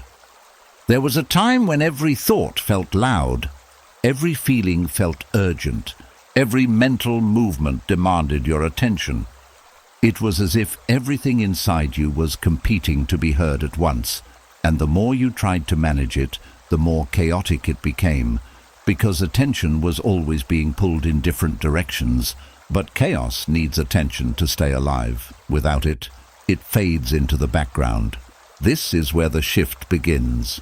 Not by trying to silence everything at once, but by changing where your attention rests. Instead of being inside the chaos, you step back from it. You allow the thoughts to move. You allow the feelings to rise, but you do not place them at the center. You let them remain in the background. At first, this feels subtle. The noise is still there. The thoughts are still moving. But something is different. They are no longer pulling you in. They are no longer controlling your focus. They are simply present. And you are no longer inside them. The Stoics understood that the mind becomes disturbed not because of what arises, but because of where attention is placed. When everything is treated as important, everything feels overwhelming. But when attention is steady, the noise loses its intensity. It becomes background. There is a quiet power in this, because you are not trying to remove the chaos. You are simply not giving it the same position. You are not letting it sit at the front of your awareness. You are allowing it to exist behind you. As your body continues to relax, this becomes easier to feel. The mind is softer now, less reactive, more open to letting things settle without interference. Thoughts may still come. They may still move quickly, but they no longer feel sharp. They no longer feel urgent. They begin to blur like distant sounds, and you remain here, steady, present, unaffected. There is also a deeper understanding that begins to settle in. You do not need to organize every thought to feel calm. You do not need to fix every feeling to feel clear.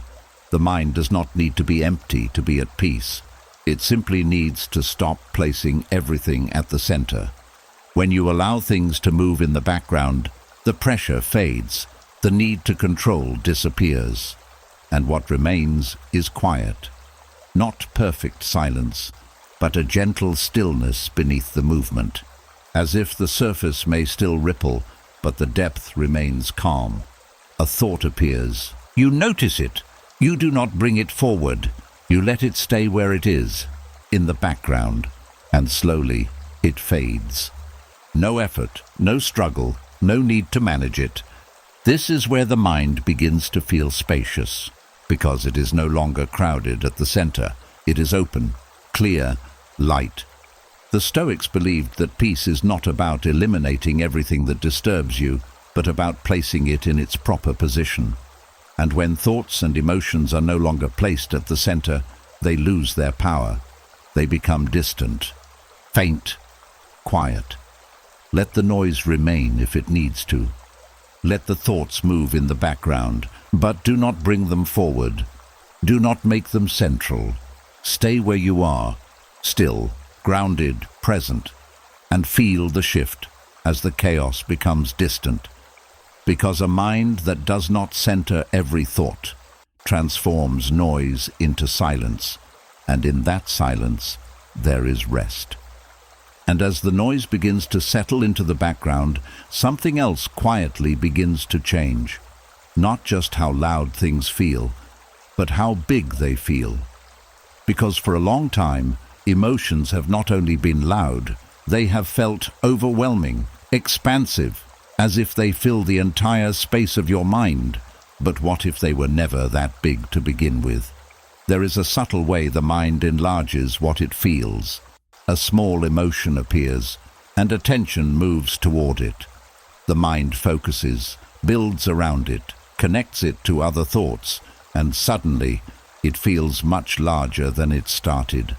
Not because it grew on its own, but because it was expanded.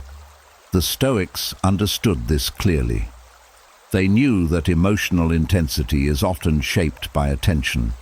The more the mind zooms in, the bigger something feels. The more it circles around it, the more it expands. But what happens when you stop enlarging it? What happens when you allow the emotion to remain as it is, without adding to it?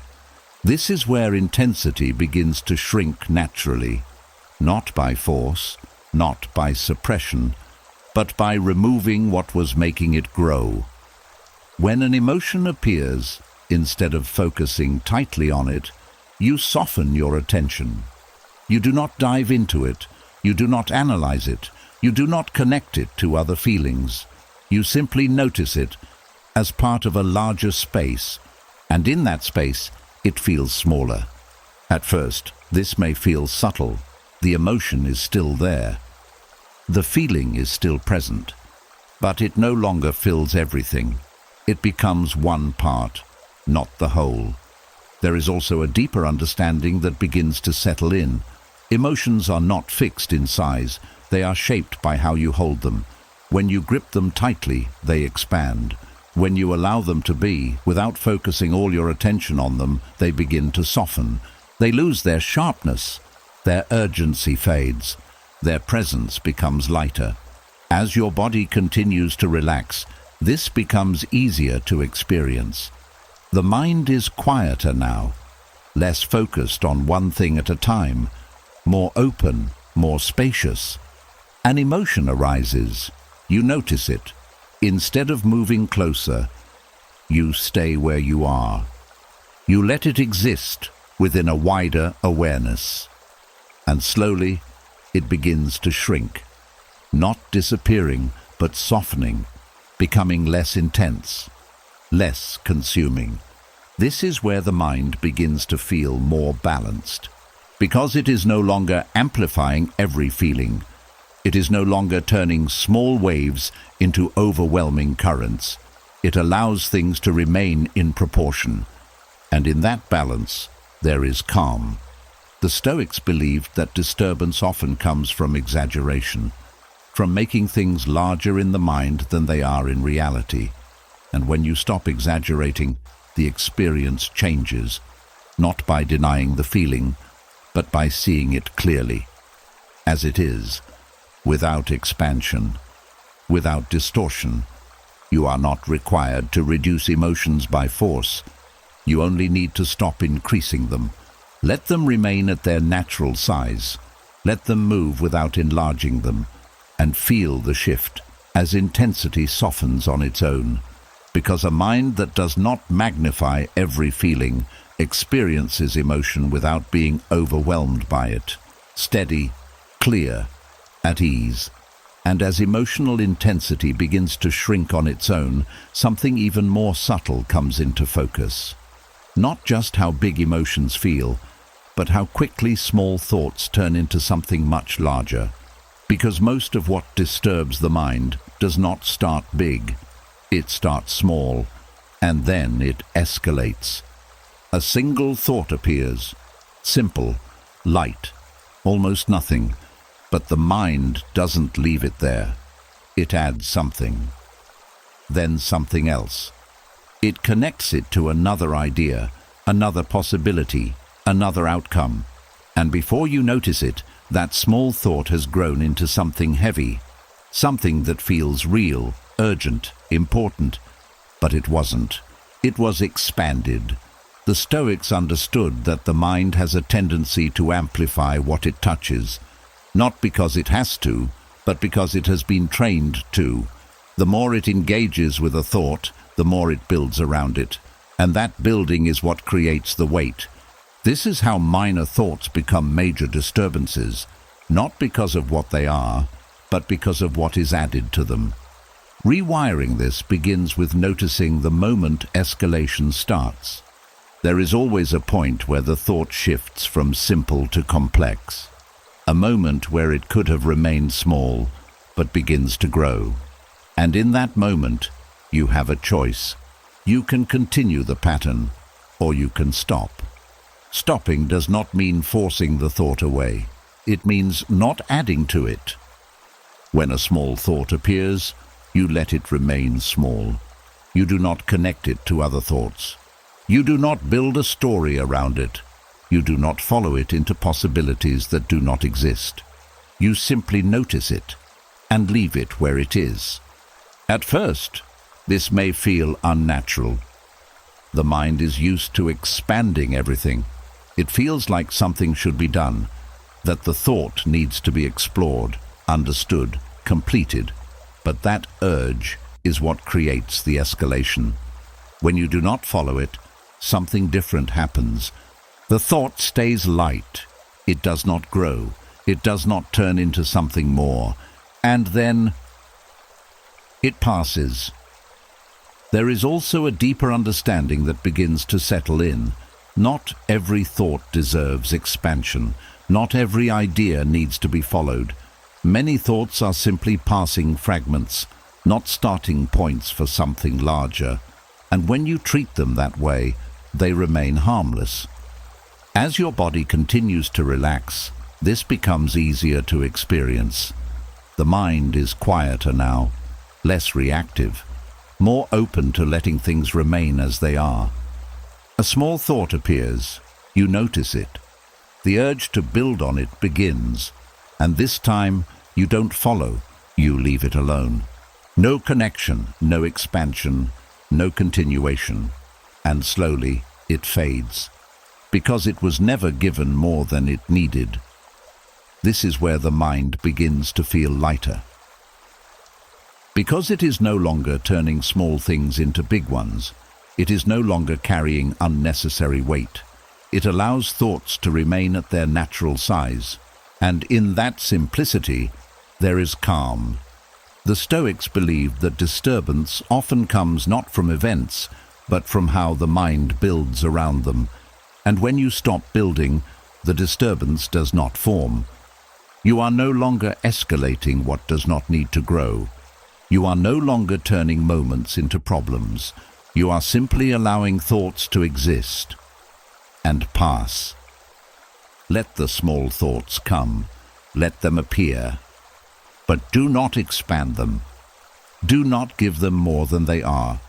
And feel the shift as the mind stops turning simplicity into complexity. Because a mind that does not escalate minor thoughts remains steady, clear, at peace. And as the mind begins to stop turning small thoughts into something bigger, something even more subtle begins to loosen. Not just the habit of expanding thoughts, but the belief behind it. The quiet assumption that every thought is a problem waiting to be solved. There is a hidden pressure in that belief, because the moment a thought appears, the mind treats it like a task, something to figure out, something to resolve, something that needs attention before it can be let go. And so it begins to work. It analyzes, it questions, it searches for an answer that feels complete. But most thoughts are not problems. They are just passing signals, fragments, movements in the mind that were never meant to be solved. The Stoics understood that the mind creates unnecessary work when it treats every thought as something meaningful. They saw that peace is not found in solving everything that arises, but in recognizing that most of it does not require a solution. This is where the illusion begins to fade. The idea that every thought must be answered, must be completed, must be resolved. Because when you stop believing that, something shifts. The pressure disappears. The urgency softens. The mind no longer feels responsible for fixing everything it produces. There is a quiet relief in realizing that you can let a thought exist without doing anything about it. You don't need to solve it. You don't need to understand it. You don't need to bring it to an end. You can simply let it be. At first, this may feel unfamiliar. The mind is used to engagement. It feels like something is left unfinished. But that feeling is not a problem. It is just the absence of a habit. And in that absence, there is space. When a thought appears, instead of moving toward it, you stay where you are. You notice it. You see the impulse to solve it. And this time, you don't follow. You allow the thought to remain unsolved. And slowly, it begins to fade. Not because you found an answer, but because it did not need one. There is also a deeper understanding that begins to settle in. The mind produces thoughts constantly. Many of them are random, incomplete, or unnecessary. Treating all of them as important creates a sense of overload. But when you see them clearly, you begin to sort them naturally. Not by effort, but by non-engagement. The unnecessary ones pass. The important ones remain. And the mind becomes quieter.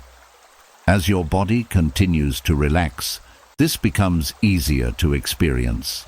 The mind is softer now, less driven to fix, more open to letting things remain as they are. A thought appears, you notice it.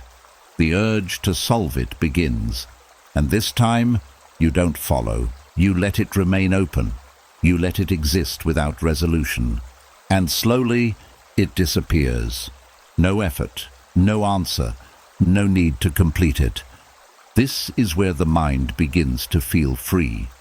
Because it is no longer working to solve every thought. It is no longer treating every mental movement as something that must be handled. It simply allows things to come and go. The Stoics believed that much of human disturbance comes from treating things as more important than they are, and many thoughts fall into that category. They are not problems, they are not questions, they are not tasks, they are just thoughts. And when you stop trying to solve them, the mind becomes lighter, clearer, more at ease. Let the thoughts arise, let them exist, but do not treat them as problems. Do not try to solve them. Let them remain unfinished. And feel the shift. As the mind releases the illusion that everything must be resolved. Because a mind that does not try to solve every thought finally learns how to rest. Quiet, open, free. And as the illusion that every thought must be solved begins to fall away, something else becomes clearer. Not every thought is just a thought. Some are the beginning of a story. A quiet thread the mind pulls on, slowly turning something simple into something detailed, emotional, and consuming. It starts small, a single idea, a memory, a possibility, and then the mind begins to build. It adds context, it fills in gaps, it creates scenes, conversations, outcomes, and before you notice it, you are no longer observing a thought. You are inside a story, and stories are powerful because they feel real. They carry emotion, movement, direction. They pull your attention fully, and once you are inside them, it becomes harder to step out. The mind moves from one part of the story to another, deepening it, extending it, making it feel complete. But most of these stories are not happening. They are constructed. The Stoics understood that the mind has a tendency to create narratives around what it experiences. They knew that it is not the initial thought that disturbs you, but the story that follows. And they practiced stopping at the beginning, before the story could fully form.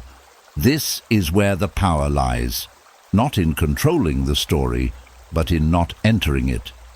There is a moment when a thought begins to expand. A shift from something simple to something more detailed. And in that moment, you can see it. You can recognize the beginning of the story. And instead of following it, you stay where you are. You let the first thought exist. But you do not take the next step. You do not add details. You do not continue the scene. You do not move forward into what could happen. You remain at the surface. At first, this may feel incomplete. The mind is used to finishing stories, It wants to see where they go, how they end, what they mean. But that curiosity is what pulls you in. When you do not follow it, the story cannot continue. It fades before it forms. There is also a deeper understanding that begins to settle in. Not every thought is meant to be explored. Not every idea needs to be turned into a narrative. Many thoughts are just starting points that do not need to lead anywhere. And when you leave them there, they lose their pull. As your body continues to relax, this becomes easier to experience. The mind is quieter now, less eager to build, more willing to let things remain simple. A thought appears. You notice it. The beginning of a story forms, and this time you don't follow. You stay with the first moment, you do not move into the next, and slowly the story dissolves, because it was never continued. This is where the mind begins to feel more stable, because it is no longer being carried away by every narrative it creates. It remains grounded, even as thoughts arise. There is no need to follow everything your mind offers. There is no need to enter every story it begins. You can remain where you are, present, still, unaffected. The Stoics believed that much of our suffering comes from the stories we tell ourselves, not from reality itself. And when you stop following those stories, that suffering begins to fade. You are no longer living inside imagined scenarios. You are no longer reacting to things that are not happening. You are simply here. Let the thoughts begin if they need to, but do not step into them. Do not follow them into stories. Let them remain incomplete, and feel the shift as the mind stops pulling you away. Because a mind that does not follow every story remains anchored in reality, calm, clear, at peace. And as you begin to stop following the mind into every story it creates, something important becomes easier to see. Overthinking was never the problem by itself. It was the fuel behind it, the attention, the emotion, the repetition that kept it alive. Because overthinking does not sustain itself. It needs something to feed on. A thought appears. Then attention locks onto it. Emotion gets added. More thoughts follow. And suddenly, the mind is moving fast, circling, expanding, building momentum. It feels like something powerful, something that cannot be stopped. But what you are feeling is not the strength of the thought. It is the result of what has been added to it. The Stoics understood that mental disturbance grows through participation, not because thoughts are inherently strong, but because they are reinforced. The more you engage, the more energy you give, the more the cycle continues. And without that energy, the cycle breaks. This is where the shift begins. Instead of trying to stop overthinking directly, you begin to remove what fuels it. You stop feeding it with attention. You stop attaching emotion to every thought. You stop returning to the same loop again and again. You allow the thought to exist without giving it more than it already has. At first, this feels subtle. The mind may still try to continue. It may bring in more thoughts, more questions, more connections. But without your involvement, they begin to lose strength.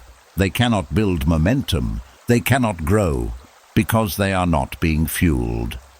There is also a deeper understanding that begins to settle in. Overthinking is not something you need to fight. It is something that fades when it is not supported. You do not need to control it. You only need to stop feeding it. As your body continues to relax, this becomes easier to experience. The mind is quieter now, less reactive, more open to letting things pass without adding to them. A thought appears. You notice it. The urge to follow it begins. And this time, you don't add anything. No extra attention, no emotional weight, no repetition. You let it remain as it is, and slowly it fades. because it was never given the energy to continue. This is how overthinking dissolves. Not through force, not through resistance, but through absence of fuel. There is no need to engage, no need to expand, no need to return to it, just quiet allowance. The Stoics believed that peace comes from reducing what is unnecessary, and overthinking is often built on what is unnecessary. Extra thoughts, extra meaning, extra attention that does not need to be there. When you remove those, the mind settles. Naturally, you are no longer caught in loops. You are no longer carried by momentum. You are simply present, without adding anything extra. Let the thoughts come, but do not feed them. Do not build on them. Do not return to them. And feel the shift as the mind becomes lighter. Because a mind that is not fueling overthinking cannot remain trapped in it. It simply rests, quiet, clear, free. And as overthinking begins to fade from lack of fuel, something gentle begins to guide you back. Not another thought, not another idea to follow, but something that has always been there, quietly waiting beneath all the noise, your breath. There is a reason the mind becomes restless. It keeps moving because it has been trained to stay in thought, to live in ideas, memories, and projections. But the breath does not exist in any of those places. It exists only here, only now. The Stoics understood that returning to the present moment is not something complicated. It is something simple, something physical, something steady that does not depend on what the mind is doing. And the breath is that anchor. There is a quiet shift that happens when you move your attention away from thought and into breath. Not forcing it, not controlling it, just noticing it. The rise, the fall, the natural rhythm that continues without effort. At first, the mind may resist this. It may try to pull you back into thinking. It may bring new thoughts, new distractions, new reasons to leave the breath. But that pull is just habit, and habits weaken when they are not followed. Each time you return to the breath, you are teaching the mind something new, that it does not need to stay in thought, that it can rest somewhere simpler. There is no need to stop thinking completely. There is no need to force silence. You are simply choosing where to place your attention, and the breath offers a place that is calm, steady, and always available. As your body continues to relax, this becomes easier to feel. The breath is soft, gentle, unchanging. You notice it entering. You notice it leaving. And for a moment, the mind follows it, not because it has to, but because it feels natural. A thought may appear.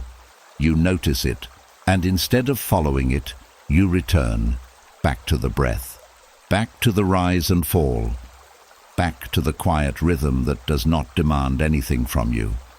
This is the practice, not staying on the breath perfectly, but returning to it again and again. Each return softens the mind. Each return weakens the habit of overthinking. Each return brings you back to where you already are. There is also a deeper understanding that begins to settle in. The breath does not need to be controlled to be calming. It is already doing what it needs to do. You are simply reconnecting with it, and in that connection, the mind begins to slow. Not because it was forced, but because it found something more stable to rest on. The Stoics believed that stability comes from within, not from external control. And the breath is a direct connection to that stability. It is always present, always steady, always available. You do not need to search for calm. You can return to it with each breath. Let the thoughts come if they need to, but do not follow them. Return to the breath, to the rhythm, to the quiet movement that grounds you in the present, and feel the shift as the mind begins to settle. Because a mind that returns to breath no longer gets lost in thought. It remains here, still, anchored, at peace. And as you begin to return to the breath instead of following every thought, something becomes easier to notice. Not just where your attention goes, but how far it travels. Because the mind has a habit of leaving the present without asking. It moves backward into what has already happened and forward into what has not yet come. And in that movement, it loses where you are. There is a quiet pull toward the past, memories, moments, things you wish had gone differently, and at the same time, there is a pull toward the future, possibilities, concerns, things you are trying to prepare for. This constant movement feels normal, but it creates distance. Distance from the present moment, where your life is actually happening. The Stoics understood that the mind often suffers not because of reality, but because of where it chooses to go. They saw that time traveling in thought creates unnecessary weight, because the past cannot be changed, and the future cannot be controlled. And yet the mind keeps returning, again and again, replaying, projecting, trying to find something that is not there. This is where the habit forms, and this is where it can be released. There is a quiet shift that happens when you begin to notice when the mind leaves the present. Not to stop it immediately, but to see it clearly. A memory appears. You notice it pulling you backward. A future scenario begins to form. You feel it pulling you forward, and in that moment, you pause. You do not follow. You do not continue the movement. You simply return, back to where you are, back to the breath, back to the body, back to this moment. At first, this may feel subtle. The mind may continue to wander. It may return to old patterns, to familiar places in time. But each time you notice and return, something begins to change. The habit weakens. The pull softens. The mind begins to stay closer to the present. There is also a deeper understanding that begins to settle in. You do not need to go into the past to understand yourself. You do not need to go into the future to prepare for life. What you need is here, now. And when you remain here, the mind begins to feel lighter, because it is no longer carrying what has already happened. It is no longer holding on to what has not yet come. It is simply present. As your body continues to relax, this becomes easier to experience. The breath is steady. The body is still. The moment is quiet. A thought may appear, pulling you away. You notice it. And this time, you don't follow, you return. Gently, without force, without frustration, just back to now. And slowly, something settles. The mind becomes less restless, less scattered, more grounded. This is where real calm begins, not in controlling thoughts, but in choosing where to remain. The Stoics believed that peace is found in the present, not in what was or what might be. And when you release the habit of mental time traveling, you return to that peace. You are no longer divided between past and future. You are no longer moving between what cannot be changed and what cannot be known. You are simply here, whole, still, at ease. Let the past remain where it is. Let the future stay open and rest in what is in front of you, because a mind that does not travel through time finally learns how to stay, and in that staying, there is peace. And as the mind begins to release its habit of drifting into the past and the future, something unexpected begins to unfold. Presence no longer feels like something you have to chase.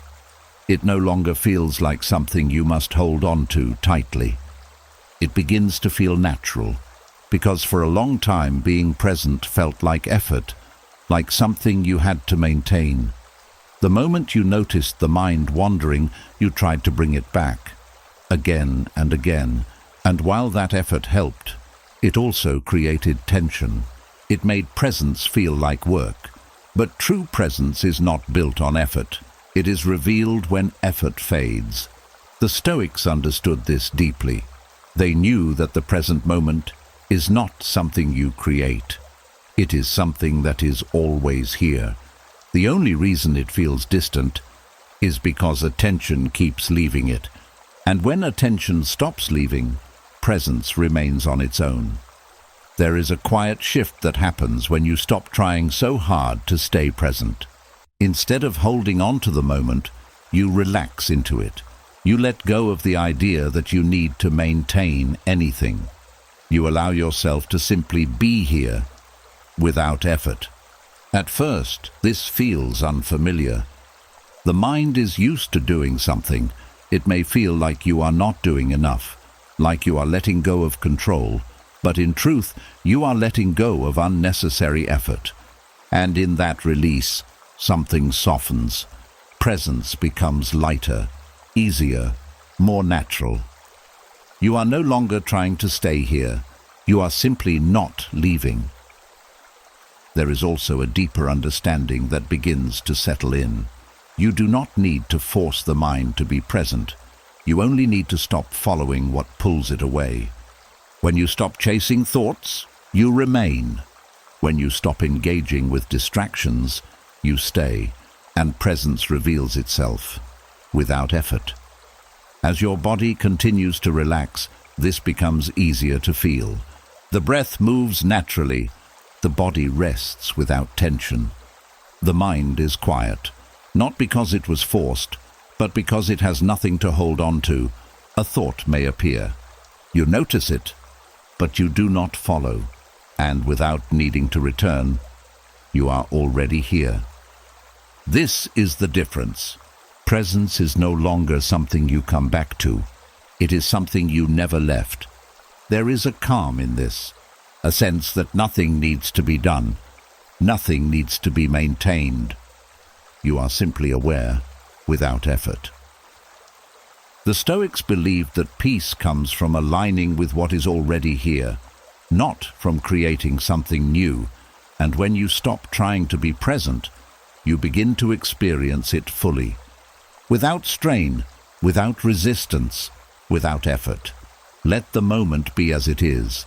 Let yourself rest in it, without trying to hold it, or improve it, or control it, and feel the shift as presence becomes effortless.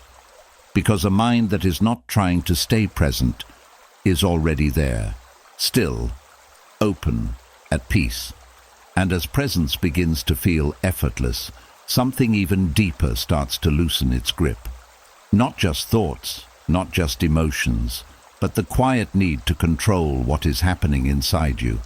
Because for a long time, the mind has believed that peace comes from managing everything it feels. Every thought had to be corrected, every emotion had to be adjusted, every discomfort had to be removed. And in that constant effort, the mind never truly rested. There is a subtle tension in trying to control your inner world. It creates a silent pressure, a feeling that something is always slightly off and needs to be fixed. Even when nothing is wrong, the mind searches for something to adjust. But control is not the same as peace. In fact, the more you try to control your inner experience, the more restless it becomes. The Stoics understood this clearly. They knew that peace is not found in forcing the mind into a certain state, but in allowing it to move naturally. They practiced acceptance, not as passivity, but as a form of strength, a willingness to let things be as they are, without interference. There is a quiet shift that changes everything. Instead of trying to control what you feel, you allow it. You stop managing every thought. You stop correcting every emotion. You stop trying to shape your inner world into something perfect. And in that space, something softens. At first, this may feel unfamiliar. The mind is used to effort. It may feel like you are letting go of something important. like you are giving up control. But in truth, you are releasing what was never necessary, because most inner experiences do not need to be controlled, they need to be allowed. There is also a deeper understanding that begins to settle in. Thoughts will come, emotions will rise, sensations will move through the body, and none of this needs to be stopped in order for you to be at peace. You can exist with what is happening without needing to change it. As your body continues to relax, this becomes easier to feel. The mind is quieter now, less reactive, more open. A thought appears, you notice it. The urge to control it begins, and this time, you don't follow, you let it be. An emotion rises, you feel it. The impulse to adjust it appears, and this time, you allow it. No control, no interference, just quiet acceptance. And slowly, something changes. The tension fades, the pressure disappears, the mind begins to rest. Because it is no longer working to manage everything inside it. This is where true calm begins. Not from control, but from release. The Stoics believed that freedom comes from focusing on what is within your control and letting go of what is not. And your inner experiences often fall into that second space. They arise on their own. They move on their own. They pass on their own. You do not need to control them, you only need to allow them. Let the thoughts come. Let the feelings rise. Let everything move as it is. And feel the shift as the need to control dissolves. Because a mind that does not try to control every inner experience becomes naturally calm, open, steady, at peace. There is a quiet truth most people never realize. Healing doesn't always come from doing more. It comes from doing less, from stepping back, from no longer feeding what has been draining you for so long. Tonight wasn't about forcing your mind into silence. It wasn't about controlling every thought, fixing every feeling, or solving every part of your past. It was about something much simpler and far more powerful. Letting go, letting thoughts pass without chasing them, letting emotions rise without becoming them, letting the past stay where it is, and the future remain unknown. And in that space, something begins to happen naturally. The noise fades, the tension softens, the mind resets itself without effort, because peace was never something you had to create. It was something waiting beneath everything you were holding on to. So as you drift deeper into rest, remember this. You don't need to carry everything you think. You don't need to believe everything you feel. And you don't need to fix everything inside you to finally be at peace. Now here's something I want you to do. If even one part of this session made you feel lighter, type "I release" in the comments. Not for me, but as a signal to your own mind that you're done carrying what no longer belongs to you. And if you want more of this kind of deep mental reset, more sessions that quietly rewire how your mind works while you rest, make sure you subscribe and turn on notifications. Because the version of you that wakes up after this will not think the same way again. Sleep deeply. Let go fully. And I'll see you on the other side of a quieter mind.